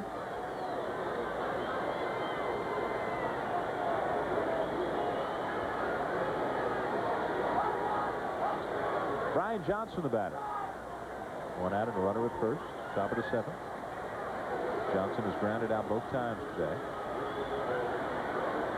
Well, umpiring over at first today, as you mentioned, is Mark Hirschbeck, who is the brother of John Hirschbeck, American League umpire, who was involved in that extremely unfortunate incident with Roberto Alomar, which began when John Hirschbeck called Alomar out on a pitch that appeared to be outside. Alomar was ejected for yelling at Hirschbeck from the dugout. He ran out of the dugout and then, for some inexplicable reason, spat on Hirschbeck. You know, you said it's an unfortunate incident. I really think that sometimes I think players are starting to lose a little bit of their discipline. I mean, the one thing you always knew is that you could not push an umpire, you could not attack an umpire. I'm not so sure that people understand that anymore. Jim McKean, who was the crew chief in Toronto when it occurred, said that only animals spit on people, that humans don't. And the most upsetting thing about the whole thing is that even after all the subsequent comments that came out about the death of John Hirschbeck's son and Hirschbeck trying to get at Alomar, Alomar has shown absolutely no remorse whatsoever. I think it's, and I actually think that maybe the penalty doesn't fit the crime in that he's only going to get a 5-game suspension. Off the glove of Estacio, out to short. There's one, and there's 2. 1-6-3 double play. 7th inning stretch. Nobody able to get a run across so far. Dodgers and Padres are scoreless in the bottom of the 7th. The winner wins the West here in Los Angeles today. Catch final round coverage of the Senior PGA Tour Vantage Championship tonight at 8 p.m. 5 Pacific here on ESPN. J.C. Sneed, the leader, coming into play today. Stay tuned for that a bit later on tonight on ESPN. Going to finish up this ball game between San Diego and Los Angeles, and right now neither team has been able to push across a single run. But here's a guy who with one swing of the bat can certainly change that. Mike Piazza, who before the game seemed uncertain as to whether he would start. As Joe mentioned, Piazza, the player who referred to this game as being somewhat like a spring training game. He wondered aloud what the winner would get for winning the West and suggested in a joking way maybe give him a bowl of fruit. Again, I think it was just a bad choice of words. I don't think Mike means that. Obviously, he's out here playing today, so he was just, maybe it was the heat of the battle and the fact that they had lost. And whether the players feel that way or not, they got 50,000 people here who paid full-price tickets to get in. And the people are looking for a major league performance, not a spring training performance. And being honest with you, they're getting that. We've seen some very fine plays, good pitching. Peel down and no swing, 3-1. It took Piazza 66 at-bats this year to hit his first home run. And he's now gone on to hit 36 more than any Los Angeles Dodger has ever hit. Strike 2, full count. Good pitch there by Tewksbury. They pitched Piazza inside so much this year. The last couple of weeks, he's actually been bailing a little bit. Watch where he goes. Watch where he goes here on this front side. See, he is pulling inside, looking for a pitch inside. And that pitch was outside. Now they'll go back in. That's perfect pitching there by Tewksbury. And that's the way to pitch Piazza, being honest with you. If you can get him inside is where you want to pitch him. You get the ball out over the plate, he can usually hammer it. But with a 3-1 count, he's thinking they're coming inside. You can see that Brian Johnson sets up on the outside corner, strike 2. Now it opens up the inside, and they come right back inside under the hands. That is a perfect pitch, and you can see how Piazza swung at it. He was not ready for that pitch inside. So good pitching there by Tewksbury. That'll bring up Eric Karros, who's 0 for 2 on ground balls today, including a double play grounder his last time up. Bob Tewksbury, a 3-hitter so far for San Diego in his first start in 2 weeks. He was relegated to the bullpen when the Padres shortened their rotation to 4 for the stretch run. Hamilton, Ashby, Sanders, Valenzuela. There's a swing, 1 and 2. And for San Diego, Hamilton will start the opener. And then perhaps, depending on whether the opposition is St. Louis or Atlanta, it might be Sanders, then Valenzuela. Might be Valenzuela, then Sanders. Ashby still a possibility. Karros is gone. 2 down. Well, Bob Tewksbury will lull you to sleep, and then he'll bust the fastball in on you. And that's what he did there. He threw a breaking ball away for strike 2, and just buzzes the fastball on the inside corner to Karros. Karros probably looking for an off-speed pitch there. So one thing you can't do with Tewksbury is try to outthink him or guess with him. Here's Mondesi. Base hit and a stolen base his last time up.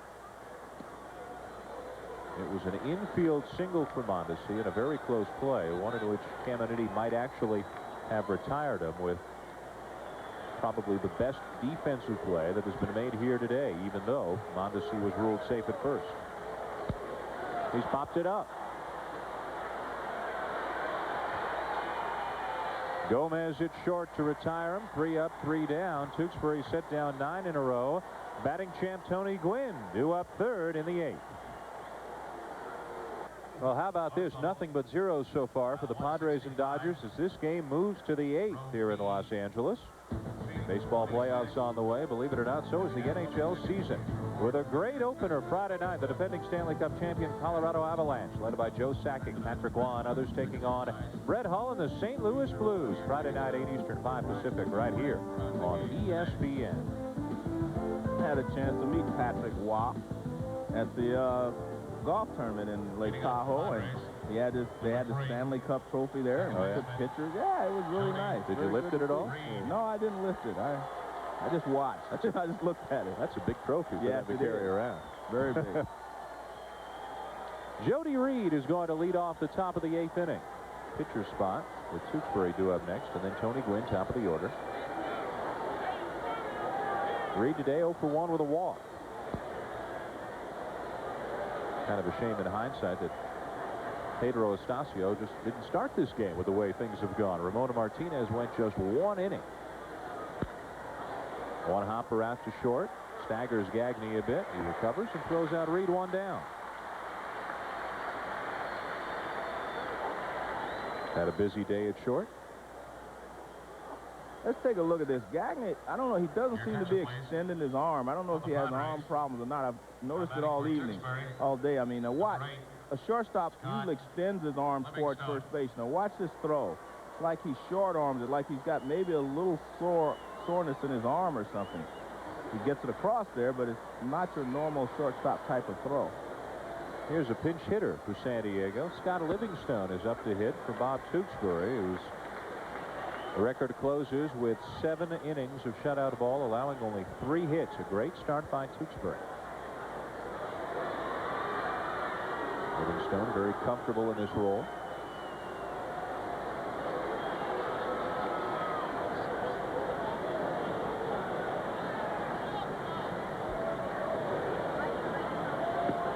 Takes it low, 1-1.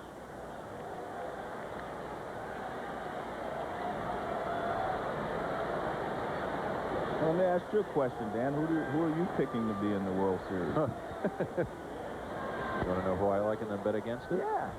No, I just want to know. You know what, this San Diego team, to me, has a bit of a feel of Seattle last year, that destiny feel to it.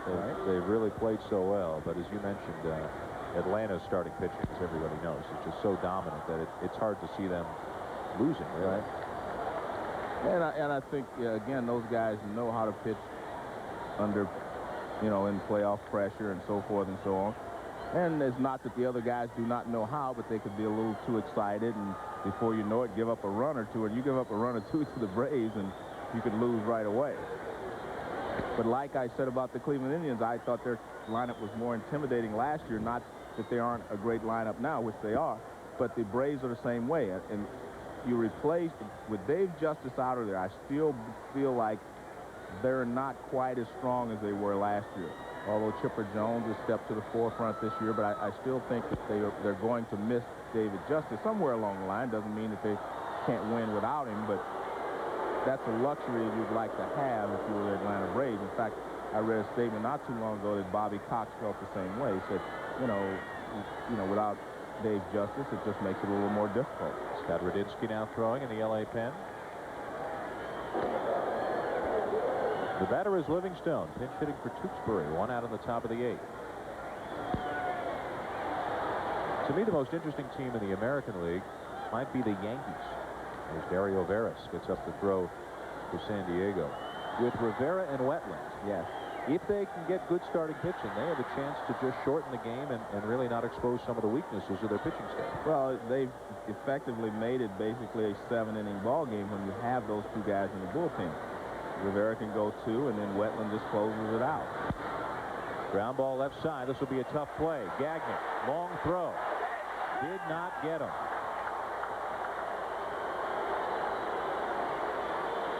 Let's get an update from the ESPN studios. Here's John Saunders. All right, guys, the Indians and the Royals. Indians trying to win 100 games for the 2nd consecutive season, only the 2nd team to do that. Albert Bell here with a double, doesn't get an RBI. He finishes with 148, but the Indians lose the game, so they've stuck on 99. But Bell, there you see, 148 runs batted in this year. Back to you. 4 guys with better than 140 RBIs as Doug DeCenzo now comes in to pinch run for Scott Livingstone.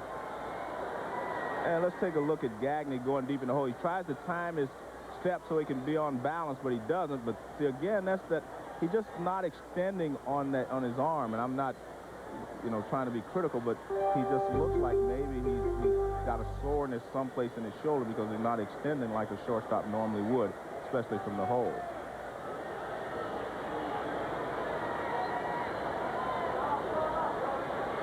Lead at first by DeCenzo. 1 out, scoreless game. And Tony Gwynn, 0 for 3, is the batter. He looks at it low. Estacio in his 7th inning of relief, and Gwynn on his way to winning his 7th batting title, which would tie Hornsby and Musial for 2nd on the all-time National League list. Only Honus Wagner with 8. has more. And then, of course, Ty Cobb with 12 in the American League. I think he may catch Honus, but I don't think he'll catch Ty. Ty is out there someplace. I don't know if he can get that many more.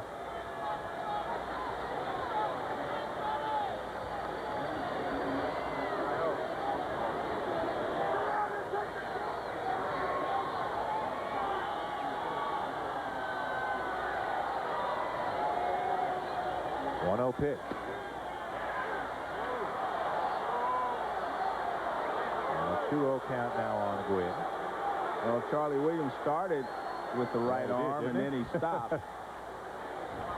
And the count's 2-0. Maybe he realized this is Tony Gwynn, 7-time batting champion. No, Charlie's done a good job behind the plate today. Stasio and Piazza taking their time. Where the runner DeCenzo at first, held on by Karros. Runner not going, and it misses outside of ball 3, and now in danger of putting runners at first and second for Steve Finley, one of the hottest hitters going for San Diego.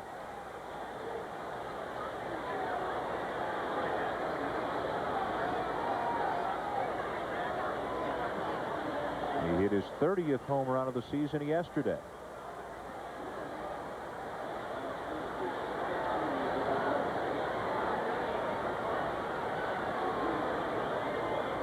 Ball 4.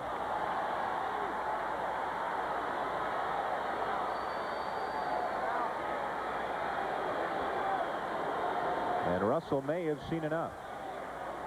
At least enough to get him out there to the mound.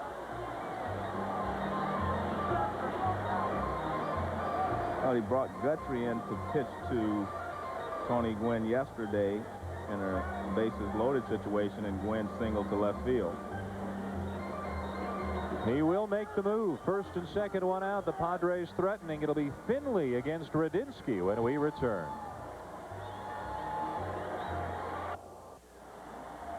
Pedro Astacio goes 6 1/3 innings here today in relief and leads to a huge ovation and acknowledges the ovation here in L.A.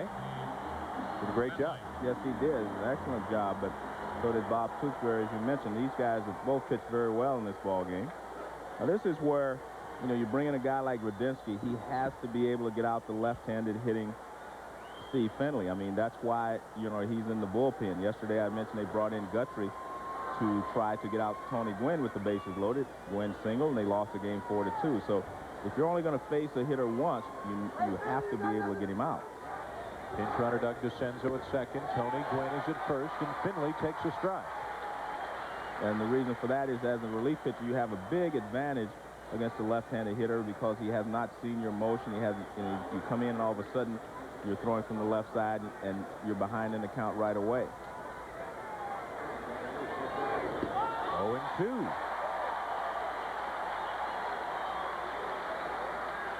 On deck looms Ken Caminiti. Well, the positive is, if you're Steve Finley, that you've seen both of his pitches. The negative, of course, is that you're down no ball and 2 strikes. But you'd rather be 0-2 and have seen his breaking ball and his fastball rather than 0-2 with 2 fastballs. High fastball, 1 ball, 2 strikes. You have to be able to gauge the pitches.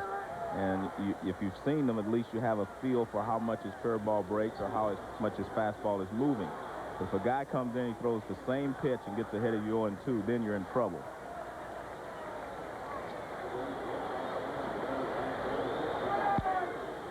In the air down the left side and foul ground. This will easily get back out of play.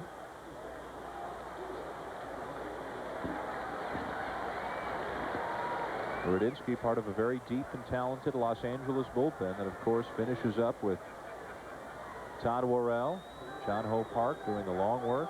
Guthrie's been a good lefty for them. Osuna may be the hardest thrower of the group. They've got some hard throwers out of that bullpen. Good arm.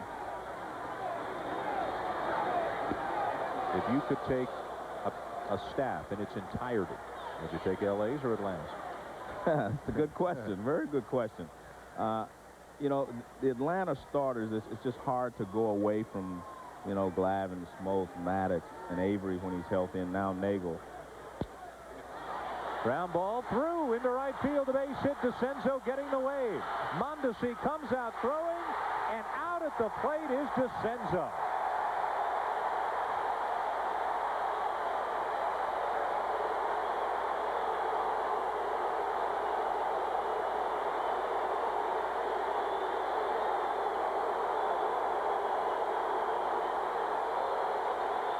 As I mentioned, if you're Finley, at least you had seen all of his pitches. Now he gets a fastball. He grounds it into right field. Mondesi's already playing shallow.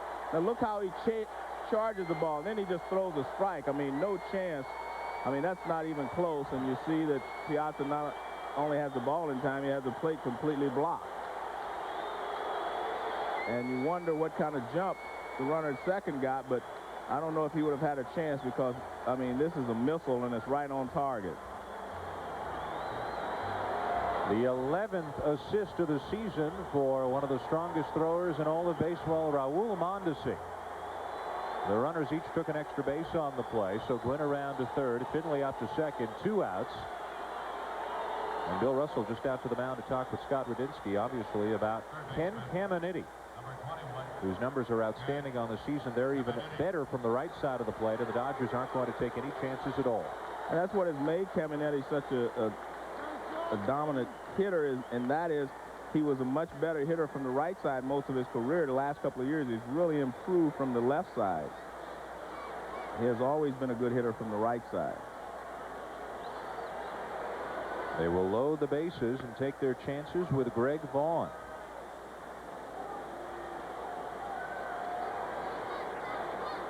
DeCenzo thrown out at the plate on as a pinch runner, and he was going all the way. There was no hesitation on his part, but Mondesi playing that shallow and throwing that well, it wasn't even close. Left fielder, number 7. There you see Chan-Ho Park. I'm not so sure because I thought maybe they were going to walk him and bring Chan-Ho Park in to pitch to Vaughn, but it doesn't seem that's the case.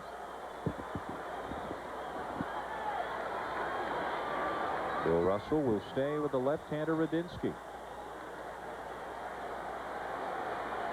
Vaughn's hit for good power, but not a good average as a Padre, and maybe one of the reasons that Bill Russell is staying with Radinsky. He has handled Vaughn pretty well in their days in the American League.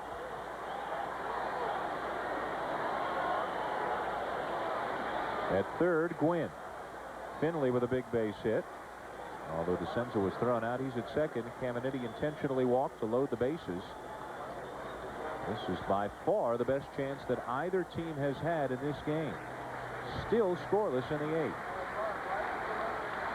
The 1-0. And a big swing by Vaughn. Didn't get it. 1-1.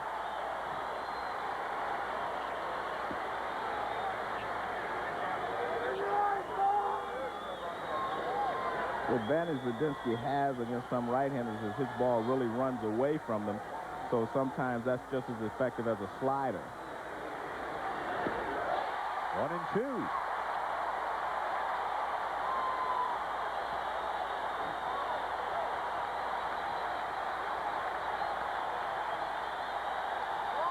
And now the crowd are beginning to rise to its feet at Dodger Stadium.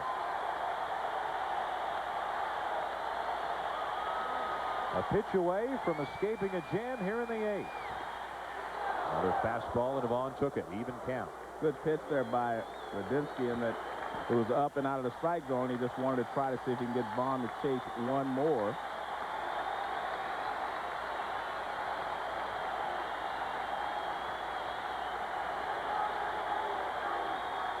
The bases are loaded. The 2-2. Sky into foul ground. It should be playable. And the Dodgers get out of it as the Padres leave the bases loaded in the 8th thanks to Raul Mondesi throwing out Doug DeCenzo at the plate. This game is still scoreless. Back to Dodger Stadium, and the fans love what they saw in the top half of the inning as Raul Mondesi's bullet throw to the plate got Doug DeCenzo by about 10 feet, keeping this game scoreless as the Padres left the bases loaded. Bob Tewksbury's day is done. He was pinch hit for last inning, and now right-hander Dario Veras, with pretty impressive numbers, comes on here to work the bottom of the 8th inning against the Dodgers. Pitched to Double-A, Triple-A, and now up to the major leagues in a double switch for San Diego. Ricky Henderson has also made his way into the game out in left field. Attention, please. And Ricky has played very well the second half of the season. You know, he's stolen 37 bases. And he has hit much better. Tim Wallach's going to lead off the inning for the Dodgers. No score, bottom of the 8th. Wallach, DeShields, and Gagne, the 6, 7, and 8 hitters due up for L.A.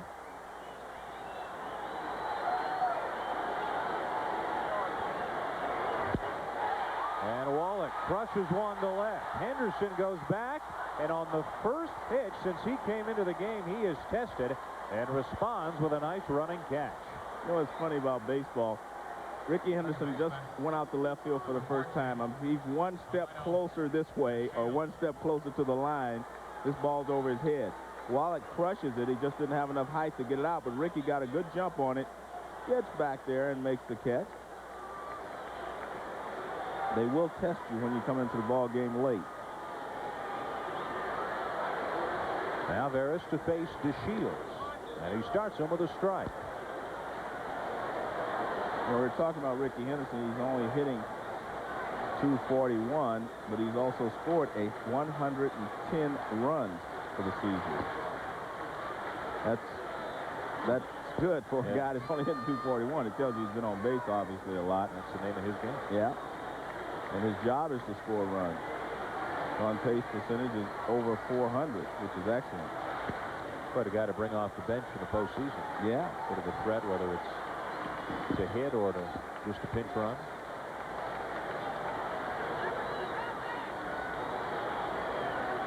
The 2-1 to DeShields. He's taken low for ball 3. Well, they're getting serious now. Todd Worrell up and throwing for L.A. If the Dodgers can take the lead here in the bottom of the 8th, Worrell presumably would come into work the 9th. 3-1 pitch. There for strike 2. DeShields looked like he was taking all the way. And when you're struggling like DeShields has been, you try to get on base any way you can because your main objective is to try to help your team win. And he does have 47 stolen bases. Full count pitch. No swing. And it's ball 4. DeShields was completely fooled by that pitch. The breaking ball from Veras. Number 7, Greg. Take a look at this breaking ball. DeShields obviously looking for a fastball. And looked like a little slider inside off the plate. Looked like he almost tried just to foul it off because he was afraid that it was going to be called strike 3. I don't think he took it because he thought it was a ball. He just took it because he couldn't hit it. Great numbers on the bases for DeShields. 47 steals and 58 tries. The batter is Gagne. He lifts a fly ball to center. Here comes Finley. He's got it 2 down as DeShields heads back to first.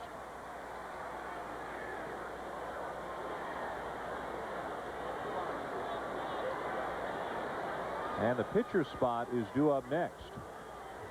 Your attention, please. For the Dodgers, Veras and Johnson to talk it over. Got a pinch hitter coming up for Los Angeles. Dave Clark, who was picked up last month from the Pirates, is on his way to the plate.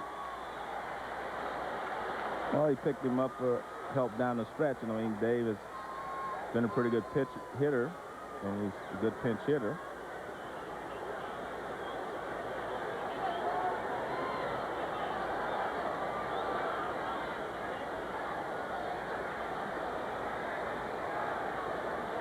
You'll get a chance to see more of these two teams. One of them is going to take on the Cardinals Tuesday.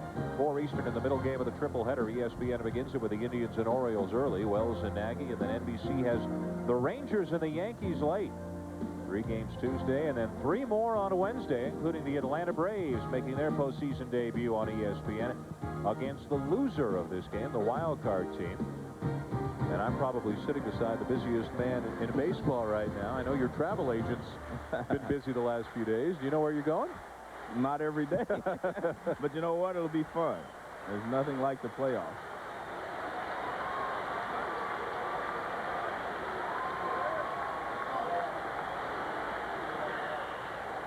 The winner of this game, just to recap, wins the division and will take on the St. Louis Cardinals. 2 games in St. Louis and then back home for 3 and 4 and 5 if necessary. The loser of this game is the wild card and will host Atlanta for the first 2 before heading to Atlanta.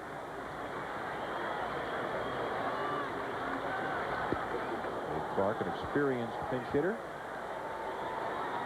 takes a strike. It'll be John Miller, Dave Campbell, and Kirby Puckett opening up ESPN's coverage of the postseason from Baltimore, 1 Eastern on Tuesday. Kirby Puckett.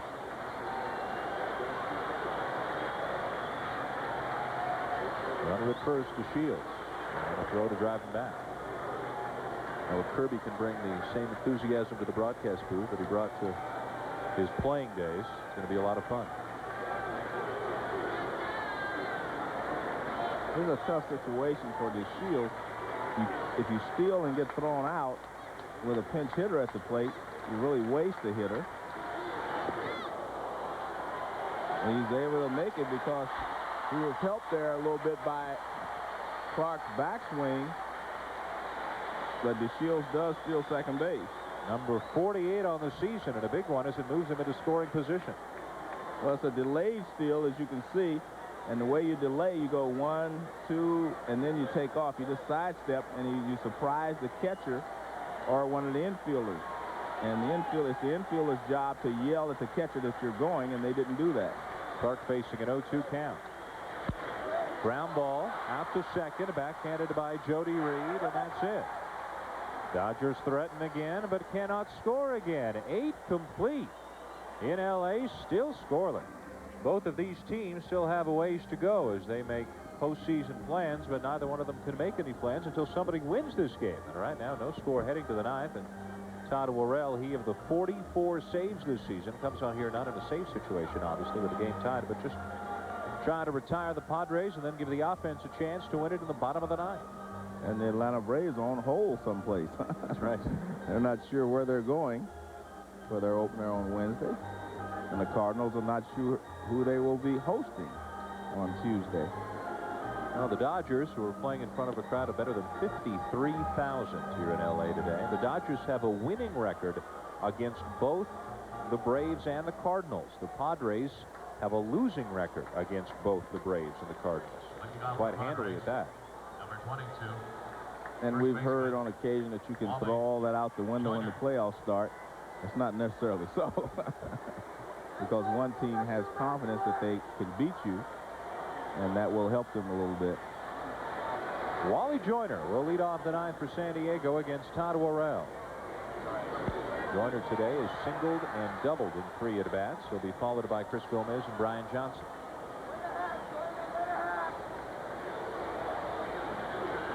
I think the last thing probably either one of these teams expected was to head beyond 9 innings. They're in the 9th now in a tie game.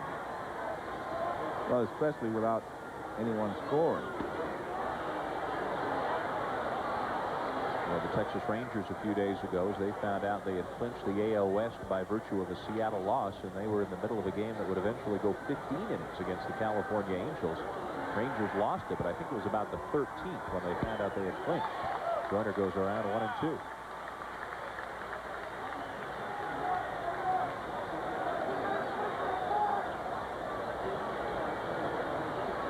When the Padres struggled the most this year, it was when Wally Joyner was injured, not when Tony Gwynn was out. They did all right without Gwynn. So they really struggled without Joyner earlier this year.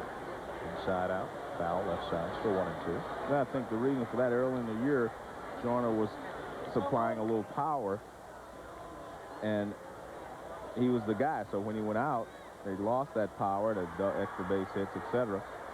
before they got Vaughn, and then when Gwynn came back with Vaughn, obviously they've been on a roll. They've had a starter, Andy Ashby, on the DL 3 different times this season with shoulder trouble. Hamadi's battled through a number of minor injuries that have not really knocked him out of the lineup, but have bothered him nonetheless. The glue through it all might be Steve Finley out there in center field, and Trevor Hoffman at the end of the bullpen, who's developed into one of the best closers in the game.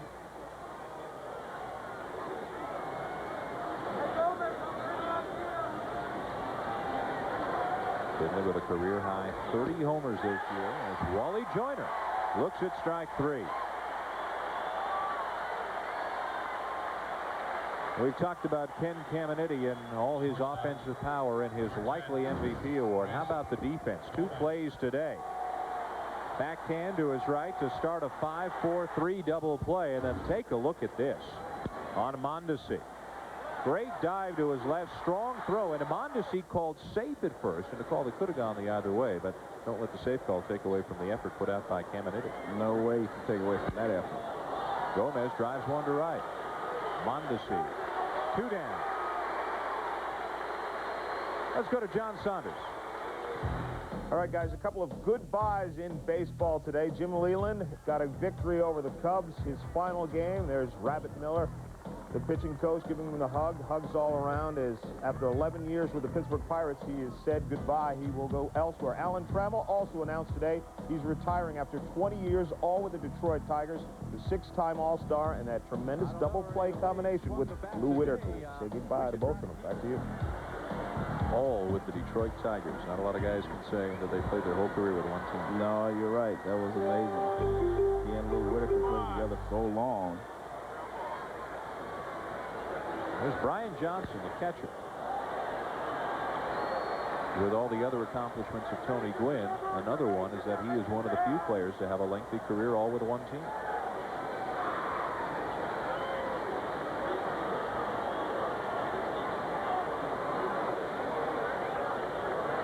Ripken another, and you can follow Ripken and the Orioles against the Indians as they open it up Tuesday afternoon. Tony Gwynn, boy, is he excited to get back into the playoffs. First time in 12 years.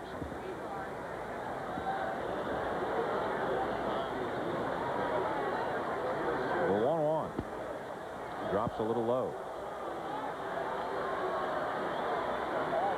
Fernando had an outstanding season here for San Diego. Padres got probably more out of him than even they might have expected. 13 wins and a good ERA. Back here in L.A. today where he had so many great years. A high fly ball to deep center off the bat of Johnson. But Kirby is there. And the Padres are retired. Mike Piazza is due up in the bottom of the 9th in a scoreless game. Bottom of the 9th, and a sellout crowd of better than 53,000 here at Dodger Stadium. They're looking for a reason to celebrate. They're here in a good mood on a beautiful day. All they want is just one little run from their team to wrap up the NL West. The winner of this game wins the division and heads to St. Louis to take on the Cardinals in the middle game of a triple-header. On Tuesday, Indians and Orioles begin it on ESPN. Rangers and Yankees finish it off on NBC. And 3 more big games come your way Wednesday, including the Braves making their postseason debut against the loser of this game. Game 2, Cleveland-Baltimore and Texas-New York as well. Baseball tonight precedes the baseball triple-header, both days, 12:30 Eastern. Bottom of the 9th inning, Dario Veras, the pitcher for San Diego. And the top of the order for the Dodgers, Kirby, Hollinsworth, and then Piazza. Just 7 hits in this game. 4 for the Padres, 3 for the Dodgers, and Veras has fallen behind 2-0 to the leadoff man.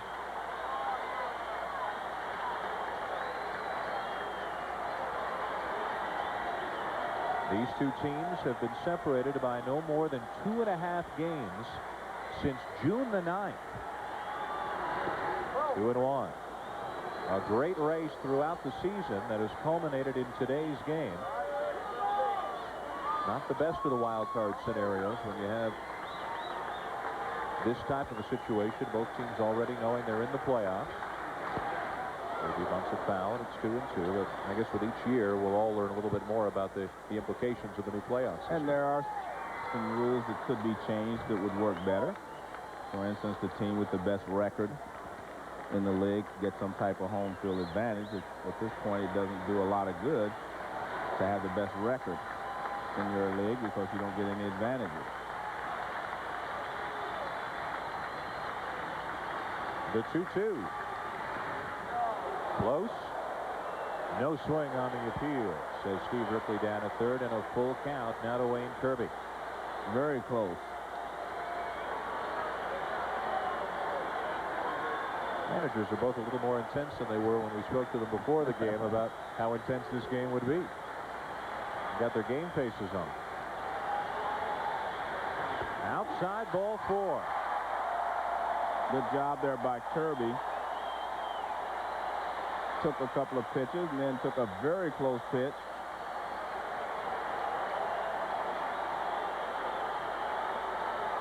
And Fonville's going to go into pinch run for him. Fonville has spent some time in the minors this year and a little outspoken in the last couple of days. It appears he's going to be left off the playoff roster, something that obviously does not sit well with him. He's got some speed.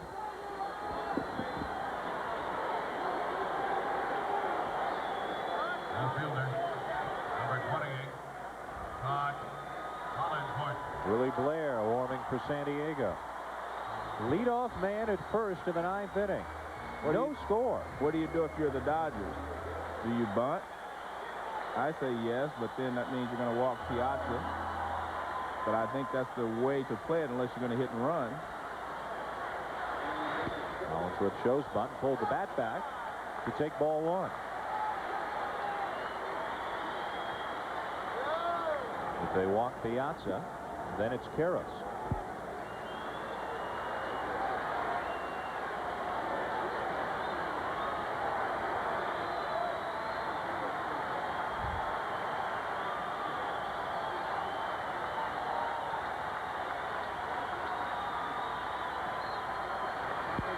Gets the bunt down. Veras hesitates and doesn't get him at second.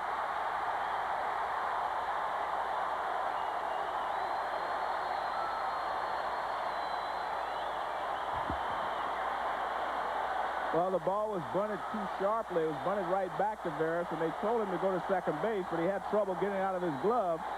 And by the time he got it out, too late at second base. Now watch, if he can go right away, he would have had a play. See how he grips the ball, and by the time he does get it out of his glove, it's too late. Watch here. He gets it. If he can go right now, they got him. But see how he double clutches, and once he double clutches, it's too late. Now they can't walk Piazza with the runners at first and second and nobody out in the bottom of the 9th. Piazza today is 1 for 3. Reaches for it and a little grounder that ends up foul. I did the game here Wednesday. I had never seen Piazza swing as poorly as he's swinging now. And that, you know, Tommy Lasorda alluded to it, that he's probably tired. I've never seen him make a swing like that when he made on that particular pitch, or some of the swings he was making Wednesday. I mean, he is dead tired, and that really hurts your concentration level as much as the physical part of the game. The 0-1 from Veras is taken inside, a ball and a strike.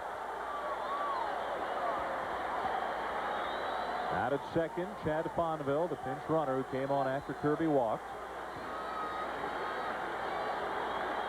The scoring, by the way, on the Hollinsworth play, a sacrifice and a fielder's choice. So Fonville at second, Hollinsworth at first. Nobody out.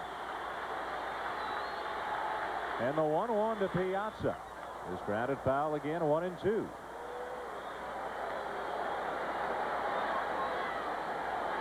Well, I like what I see from Veras. He's got a very good fastball and a good breaking ball. And he just didn't walk out there trying to throw the ball past Piazza. A lot of times with young players, you'll see them when they get in trouble, all they want to do is throw hard and try to throw themselves out of trouble. You can't do that with a hitter like Piazza.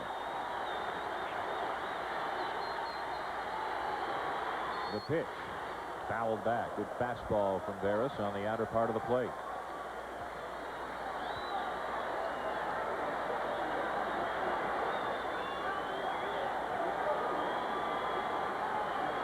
Many standing here in L.A.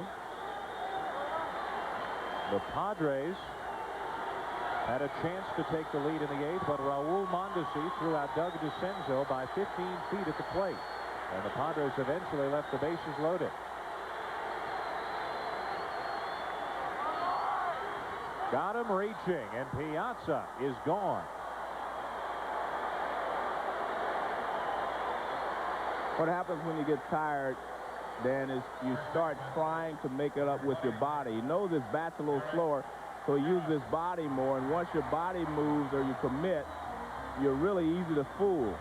And, I mean, he has no chance of making contact with that pitch because he's just moving too quickly because he feels tired. I mean, that's what happens. You try to use your body to help speed up your bat. Once your body goes, you're in trouble. The batter will be Karros.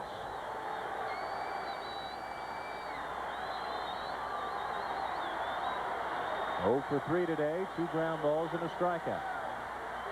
Big swing. 0-1. But again, Veras did not challenge him, just try to throw the fastball by him. Throw him a little slider or some type of breaking ball.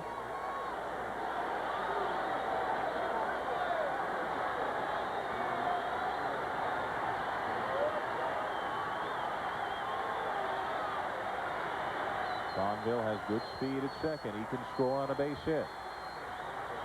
The 0-1. Karros tried to hold the swing and did.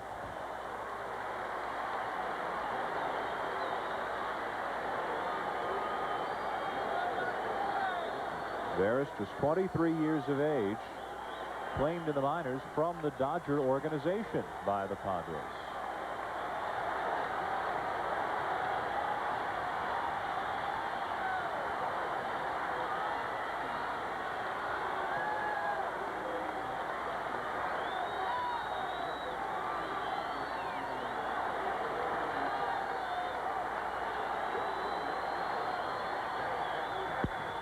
Ground ball to short.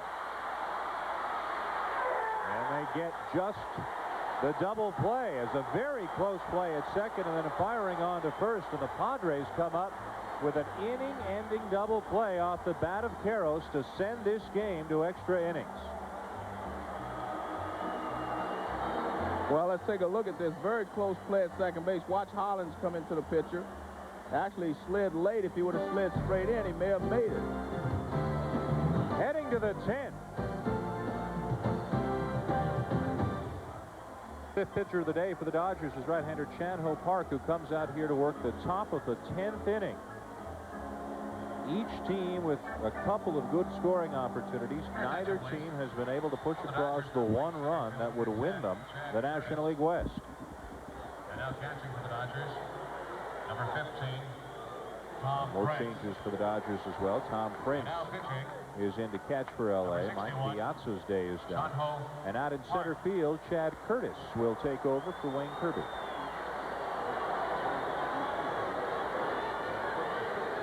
Leading it off for San Diego is Jody Reed. 0 for 2 with a walk in this game, and Park starts him with a strike. And Chan-Ho Park is one of those hard throwers out of the Dodger bullpen.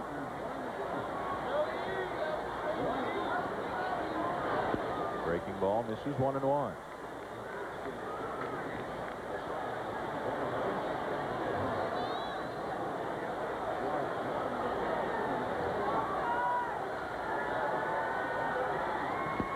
And another 2-1.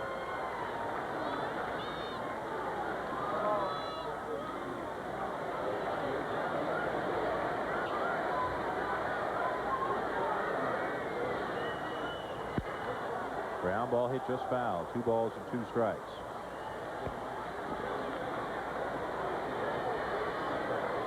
In the Dodger order, Chad Curtis goes in the leadoff spot where Kirby was. Chan-Ho Park into the number 3 spot where Piazza was. And Tom Prince, the catcher, is down to the 9 spot.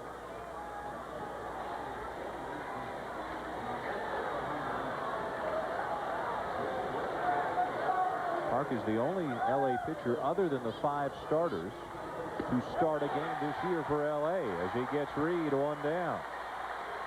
There have been only 6 starters for the Dodgers all season, which today is incredible. And he comes back with that, looks like a changeup, but it's on the inside corner. It wasn't his good fastball. And it's strike 3.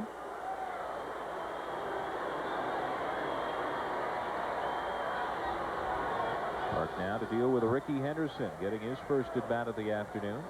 Came on in a double switch back in the 8th inning and is now hitting in the number 9 spot. Ricky's been to the playoffs before. He might have a thing or two to help some of the younger Padres with in the postseason? I'm not so sure he's not going to start a few games. I think what Bochy is doing is going with matchups, and if he figures that they're going to need some speed, some stolen bases, to manufacture some runs, he may go with Ricky instead of Greg Vaughn.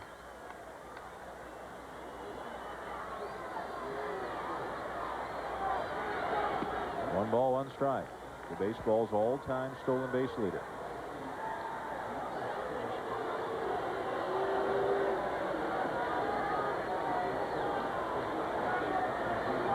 Padres with a renewed sense of attracting fans this year. The team playing better, but they've really gone out in the community. They've gone down to Mexico and tried to attract fans across the border. Having stars like Caminiti certainly doesn't hurt your cause, but they've been much more aggressive. The players have been out of the schools and the malls more than just about any other team. One night after a game, unannounced, every Padre, Gwynn, Caminiti, the rest of them, they were at the turnstiles as the fans left the park, just to thank them for coming and to tell them, hey, we hope we see you again soon. Really doing some things that don't come easily to a lot of athletes in the 90s.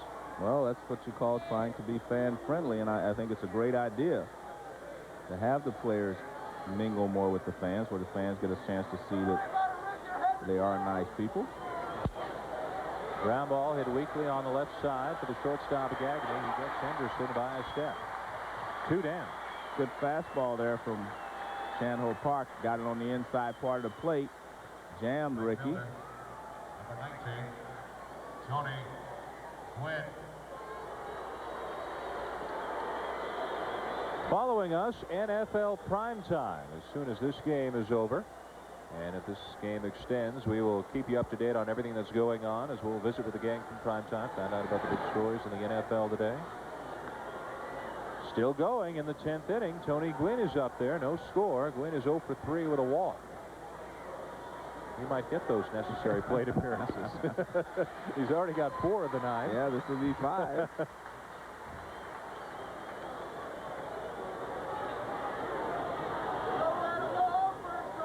Would sit better with you if he had an 0 for 8 with a walk today? Yes, it would. I'd feel better about it. You'd be here a while. Yeah, but that's okay. I feel better about him qualifying that way rather than giving him some at-bats. Ground ball and another play. Backhanded by Gagne. He gets Gwynn. Park has a 1, 2, 3, 10. Gwynn now 0 for 4. Mondesi will lead it off for the Dodgers in the bottom of the 10th. Well, who would have expected this? Now, both managers wanted to get a look at some pitchers and give some guys some work. I don't think either one had any idea this game would be like this. Scoreless into the bottom of the 10th inning right now. But they've sold out the joint, and they're still all here, hoping that a win today will give the Dodgers another NL West crown. And they're hoping that one of the stars of the day, Raul Mondesi, might be able to win this game right here and right now. Mondesi kept this game scoreless in the 8th inning with a bullet throw from right. Steve Finley, ground ball into right field. Doug DeCenza getting the wave, trying to score from second, and forget about it. Not even close. And that's why this game is still going. It was a great throw by Mondesi, just right on the line. He's got the power to end it with 24 home runs this year. Dario Veras, 23-year-old right-hander, in his 3rd inning of relief for San Diego after Bob Tewksbury went 7 shutout innings.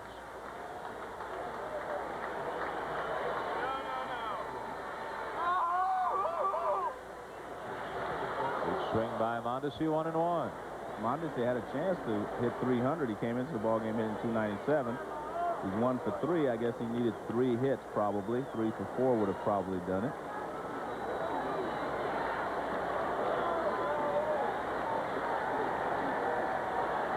This guy's done. Yeah, he's done. You're right. Bring on the playoffs. Mondesi has got 88 RBIs this year, tying his career high.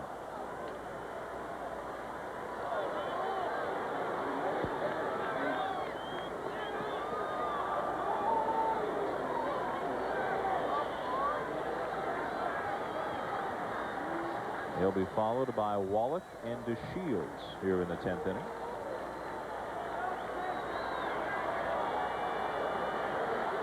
Dodgers have gotten a runner into scoring position in each of the 2 innings Veras' work. In fact, they had a first and second, nobody out in the 9th, but didn't score, as Karros hit into a double play after Piazza struck out. Looked like it was a formality with those 2 guys coming up, but it didn't happen. You're right. He made some good pitches to Piazza, and he had some help from Piazza. Piazza chasing a couple of pitches out of the strike zone, and a nice double play that he induced Karros to hit into.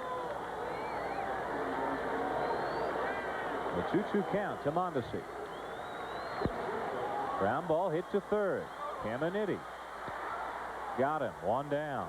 Tell you what, that was a nice play by Caminetti. He got a tricky hop there, and he just showed how good his hands are. Now watch, this is not a routine ground ball. He gets it right in between hops there. See how he has to dig down. That ball jumped at him instead of bouncing, and he had to make a nice stab at it, and he did a good job.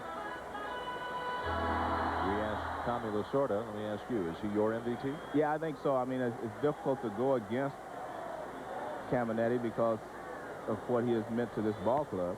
Of course, Burks, Galarraga from Colorado, excellent choices as well, and so is Mike Piazza. But I think in the final analysis, I think without Caminetti, these teams definitely, the San Diego Padres would not be here fighting for the divisional title today. Does Chipper Jones rate consideration? Yes, of course he does, but I just don't think his numbers match up with what, you know, Caminetti has done.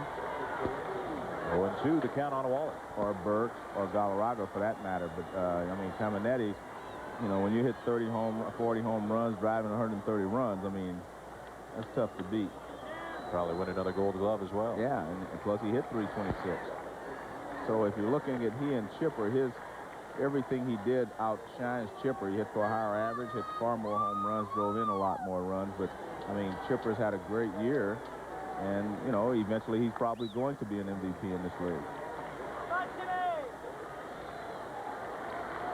Veras ahead of Wallach, 1-2. Right field. Base hit, Tim Wallach.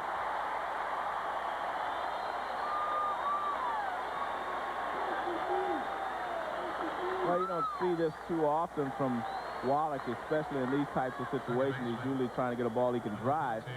But he struggled a little bit today, so Veras throws a fastball away, and Wallach goes the other way. I mean, this is beautiful hitting. Watch the balance. Look at that. I mean, that's just nice hitting. He's going. He kind of points the way that he was swinging. Your attention, please. Wallach will leave and give way to pinch runner Roger Cedeno. Number 27, Roger Cedeno. The deep bullpens and extended benches coming into handy for both managers here today. The batter is DeShields. And Cedeno has to skip back to first in a hurry. A lot of people may remember Cedeno was the Dodgers center fielder at the beginning of the season. He was the guy that they thought was heir apparent to Brett Butler.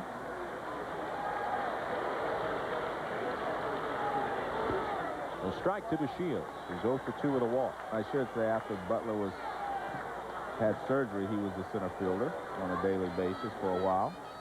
That did not work as well as they thought, so he ended up back in the minor leagues.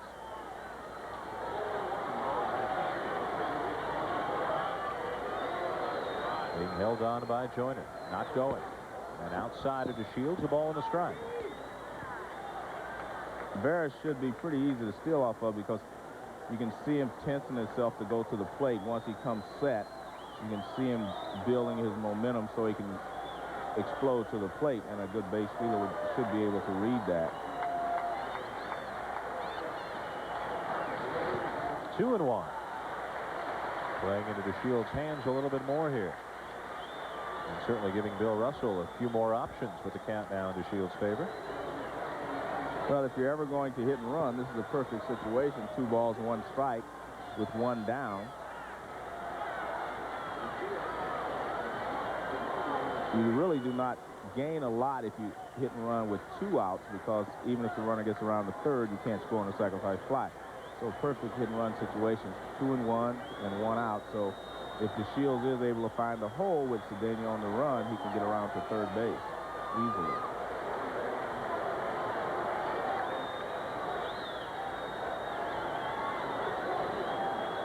Not a lot of opportunities. But Much of the year at AAA. 5 out of 6 for Cedeno this year. Bluffs a couple of starts, and DeShields slaps one to short. Gomez to second for one, on to first, and yet another double play. Turned by the San Diego Padres, their third of the day, and their second in 2 innings to bail out of Eris. 10 complete in L.A. Thank you. As you can see, no runs, just 4 hits for each team, heading to the 11th with the NL West title on the line. Chan-Ho Park pitching for Los Angeles, the 5th pitcher of the day for the Dodgers. And Steve Finley leading it off for the Padres. Well, we've talked about how, you know, the Dodgers are asked whether the Dodgers or the Padres would prefer to play St. Louis or Atlanta. I think those 2 teams are sitting there saying, well, just give me either one of these guys. They can't score any runs. Finley tries to change that. A leadoff base hit here in the 11th with Caminiti coming up. Juan Castro has come to play third base after Cedeno pinch ran for Wallach. And here comes the probable MVP in the National League this year. I can just hear Chris Berman back there in the studio saying Juan Fidel Castro.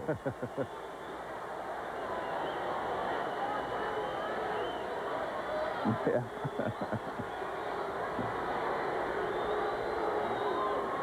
On Friday night, Caminiti tied a game with a home run, and then in extra innings got the go-ahead double to win it. There are shadows starting to cross home plate, but I don't think they're of any consequence at this point because you still have to see the ball out in front. You can't see it that close to the plate anyway. The 0-1 from Park is high, a ball and a strike.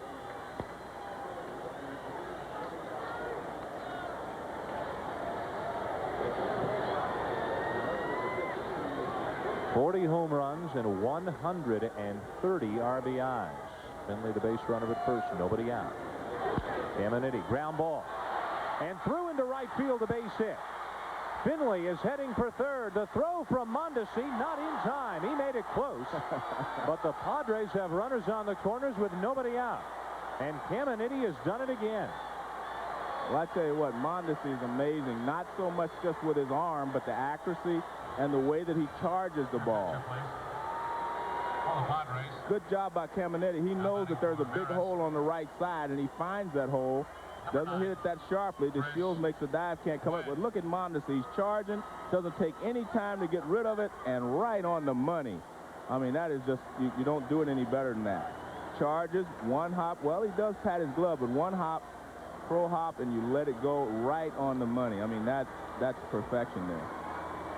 He's already thrown out a 1-runner today, getting Doug DeCenzo at the plate. This time, Finley scoots around to third just ahead of his throw on the base hit by Caminiti. And Chris Gwynn will come up here as a pinch hitter in the pitcher spot for Dario Veras, Tony's brother. His 53rd pinch hit at bat of the season. And wouldn't the two Gwynns love to celebrate a division title, as we remind you that NFL Primetime follows this game. We'll be going there to Chris Berman between innings for highlights. Tony Gwynn won yesterday's game. If Chris Gwynn could win today's, what a celebration for the Gwynn family. And the Dodgers are playing the infield all the way in. They're definitely taking a shot at Finley at home plate. You can see they're all the way in. They're not halfway. They're all the way in. Driven to right center. That's in the gap. Finley will score easily. Caminiti is getting the wave. Gagne's throw to the plate is cut, and it's a 2-run double for Chris Gwynn, and the Padres have jumped on top 2-0.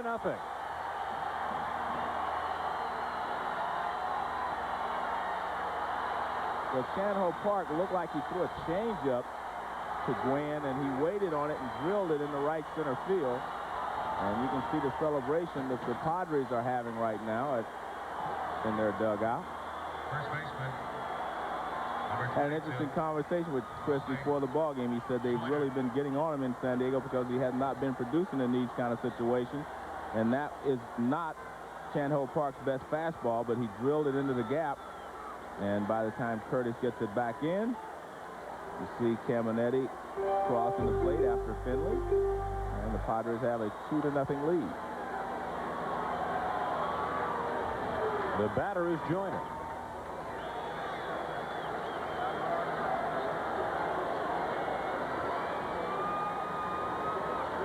Still nobody out. Gwynn at second.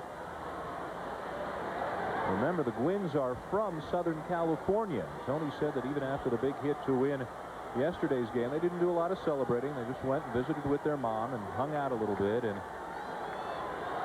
to have one Gwynn win yesterday's game and the other potentially winning today's game, which would be the division clincher, there might be a little bit of celebrating, I would think, at the Gwynn household. I don't think there's any doubt that you celebrate this. This is to be 3 down and come in to the Dodgers home park and possibly sweep them. Of course, this ball game is far from over, but it would be quite an accomplishment, and as you mentioned, would propel the Padres into the playoffs, whereas the Dodgers would be kind of going backwards into the playoffs. This would be their 4th consecutive loss. If San Diego goes on to win, they win the West and take on the St. Louis Cardinals, beginning with 2 in St. Louis. First game is Tuesday. And the Dodgers, if they lose, would be the wild card and would play Atlanta, beginning by hosting them for game 1 on Wednesday. High pitch to Joyner, 2-2. And the Padres have now got their stopper up, Trevor Hoffman.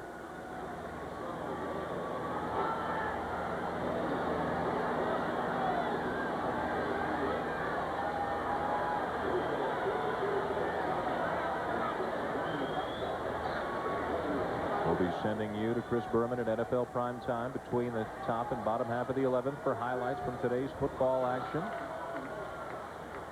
We'll have to complete the strikeout down to first, and Joyner is retired for the first out of the 11th. These Padres look like they're heading off to St. Louis to take on the Cardinals in an ESPN game at 4 Eastern. It all begins with the Indians and the Orioles from Camden Yards, 1 Eastern on ESPN, and then finishes Tuesday the Rangers and the Yankees, 8 Eastern on NBC. 3 more games on Wednesday. The Atlanta Braves look like they're going to take on the Dodgers if this lead holds up. Also game 2 for the Indians, Orioles, and the Yankees, Rangers. Wall-to-wall baseball for the next while. Here's Chris Gomez.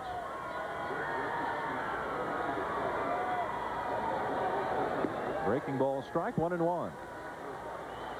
And the other thing that works in the Padres' advantage now is that those shadows are becoming a factor. They've moved farther out in front of home plate so that you are seeing the ball from the light into the shadows right there. You can see that. That makes it a lot more difficult to pick up the pitches. And since the Dodgers are trailing 2-0, Trevor Hoffman throwing as hard as he does, that will work to his advantage. There's Bruce Bochy, the manager of the Padres. Check swing foul, and a 2-2 count now on Gomez. Bruce Bochy and I were teammates with the Astros for a while, and I never actually thought Bruce wanted to be a manager. We never talked about it. I knew Art Howell wanted to be a manager while we were playing together. And both of them have had jobs as managers, and Bruce is about to win maybe his first divisional title. And what a job, considering how far this team, this organization, has had to come from the fire sale days of just a few years ago.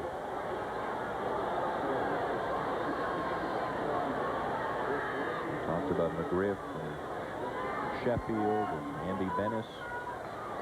And the heart of the team ripped out, but a new nucleus created with the help of some trades. There's strike 3 as Gomez is gone. And this new nucleus led by Caminiti, Finley, Gwynn, and others. Catcher, the Padres will head to the bottom of the 11th with a lead, knowing that a win wins the division for them.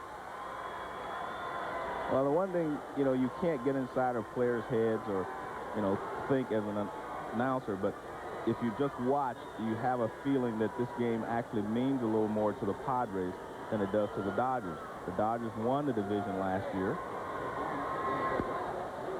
and the Padres were at home. Now, for the Padres to win the division, and I think Bruce Bochy put it in perspective at the beginning. He said, you know, I want to fly that flag in San Diego next year, and I think that's important, again, as I said, about position. Ryan Johnson, the batter, takes outside, 2 balls, no strikes. And the Dodgers already have a tremendous tradition, not only in L.A., but going back to Brooklyn. And the Padres are still looking to establish a great tradition down in San Diego. They played 4 games, these 2 teams, against one another back in San Diego last weekend. Each team won twice. The Dodgers won a couple of blowouts, San Diego 2 close ones, and then 2 more close ones here in Los Angeles this weekend. 5-2 doesn't reflect the game. It went 10 innings. 4-2 yesterday, and now it's 2-0 right now in the 11th. So in the last 10 days, San Diego has won 5 nail-biter games, 5 close games from the Dodgers, and the ability to win close games has got to do you a lot of good heading into the playoffs. It'll always help to know that if it's a tight ball game, you can count on your players to make the defensive play that you have to make, because in tight ball games, it's usually defense that helps you to win. I mean, you'll make plays, and I mean, all you have to do is look back on what Mondesi has done to keep this game close and what Caminetti has done at third base. He saved a couple of runs, probably. 3-1. Hit in the air into foul ground. Karros over for a look. Might have a play. Reached out, and it wasn't there. He obviously felt he was closer to that camera area than he actually was. Well, I think he felt he was close to the camera area, but also the sun is directly coming from that angle now, and he was looking up into the sun. He has shades on, but you can see how bright his face is. He is looking into the sun. You know, he's just not sure of where he is. And he knows the sun is there, and he lost the ball. Count now full. Chris Gwynn with a pinch hit, 2-run double to break a scoreless tie. Here's another one in the air. This one deeper. Mondesi. He's got it. Just crossing the line. Dodgers will come up in the bottom of the 11th, needing 2 to tie, as we send you to Chris Berman for an NFL primetime update. The mound in a 2-0 lead heading to the bottom of the 11th. Chris Gwynn's pinch hit 2-run double has turned it over to Hoffman, one of the best relievers in the game. 41 saves, including 17 in a row. And the Padres are 3 outs from a somewhat improbable weekend comeback here in L.A., which would lead them to a division title. Both of these teams will be in action in the postseason. The Padres hoping that they begin on Tuesday in St. Louis. Triple header, Indians and Orioles from Camden Yards on ESPN. Then one of these teams against St. Louis. Rangers and Yankees finish it up in the evening on NBC. And then, of course, 3 more on a Wednesday. Game 2 for Baltimore, Cleveland. Game 2 for New York and Texas. And right in the middle, the Atlanta Braves make their playoff debut, in all probability, against the Los Angeles Dodgers, unless the Dodgers have a comeback in them right here and right now. Well, it's going to be difficult, again, because Trevor Hoffman is one of the better relievers in the National League. Plus, it's not easy to see the baseball at this particular time of day with the shadows cutting across the middle, the pitcher's mound and home plate. Hoffman quickly has risen to the elite level in the major leagues, 3rd in the National League in saves with 41.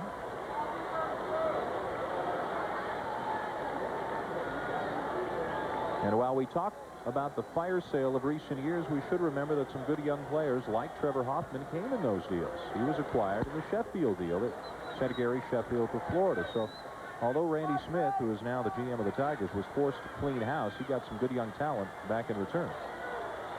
Good point.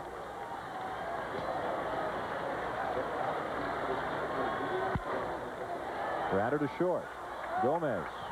1 down.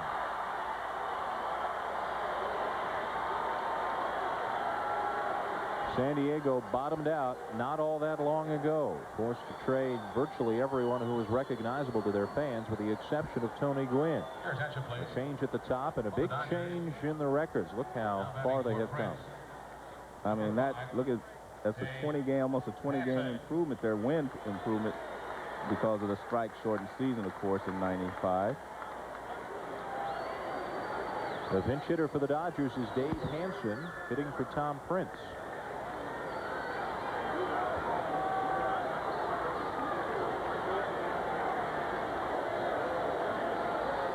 One out in the bottom of the 11th. 2-0. And I want to take the other point a little farther. The fact I said someone asked me before the game who would win the ball game, and I said the team that wants it the most. And I still believe that happened to be the Padres because of the way they approached the game. Not that the Dodgers didn't take it seriously, but I just think that there was a little more emotion, a little more reason to win. Again, if you're the Padres, because you haven't won a division title. But make no mistake about it, I think the Dodgers will regroup, and the fact that they have an extra day to work and they will be opening at home should help them.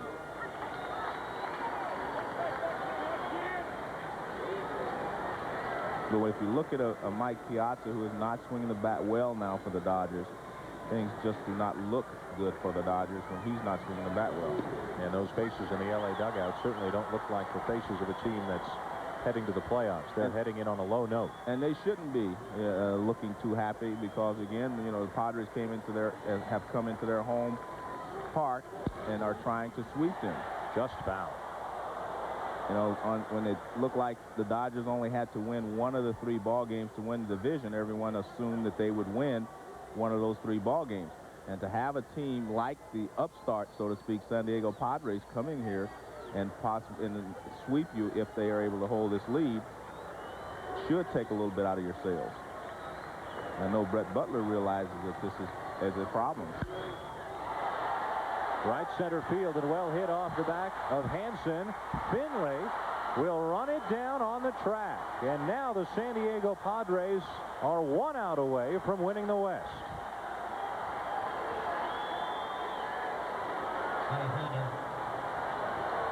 And Finley just makes a fine play. He went straight back and then he cut across, got a better angle from the sun. He went straight back and then across. He didn't just take off across because the sun would have been in his eyes the entire way. Chad Curtis,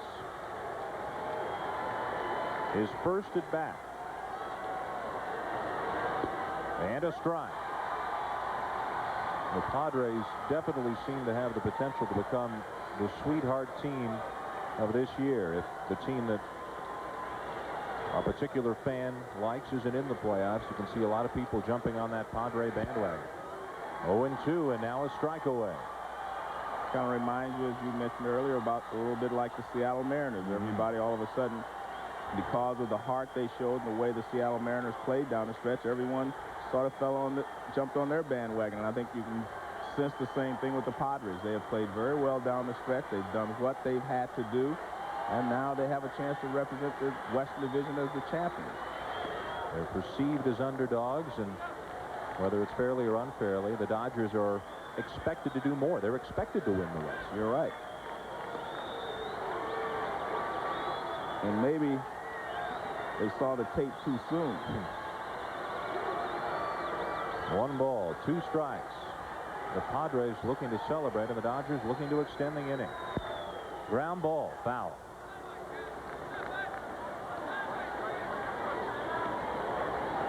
Chris Gwynn's pinch hit, 2-run double in the top half of the 11th inning broke off a scoreless tie. It came off Chanho Park, who stands to lose this game. Gary O'Veras, not to be forgotten, is in line for the win if Trevor Hoffman can lock it up.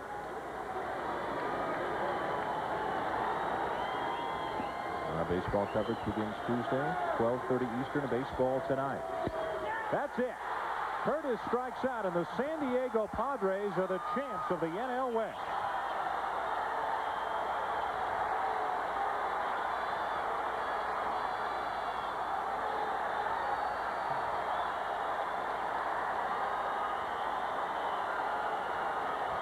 The final score, San Diego 2 and Los Angeles nothing in 11 as they win the West and take on St. Louis. LA gets Atlanta. This has been a presentation of ESPN, the worldwide leader in sports television. Let's go to Chris Berman at NFL Primetime.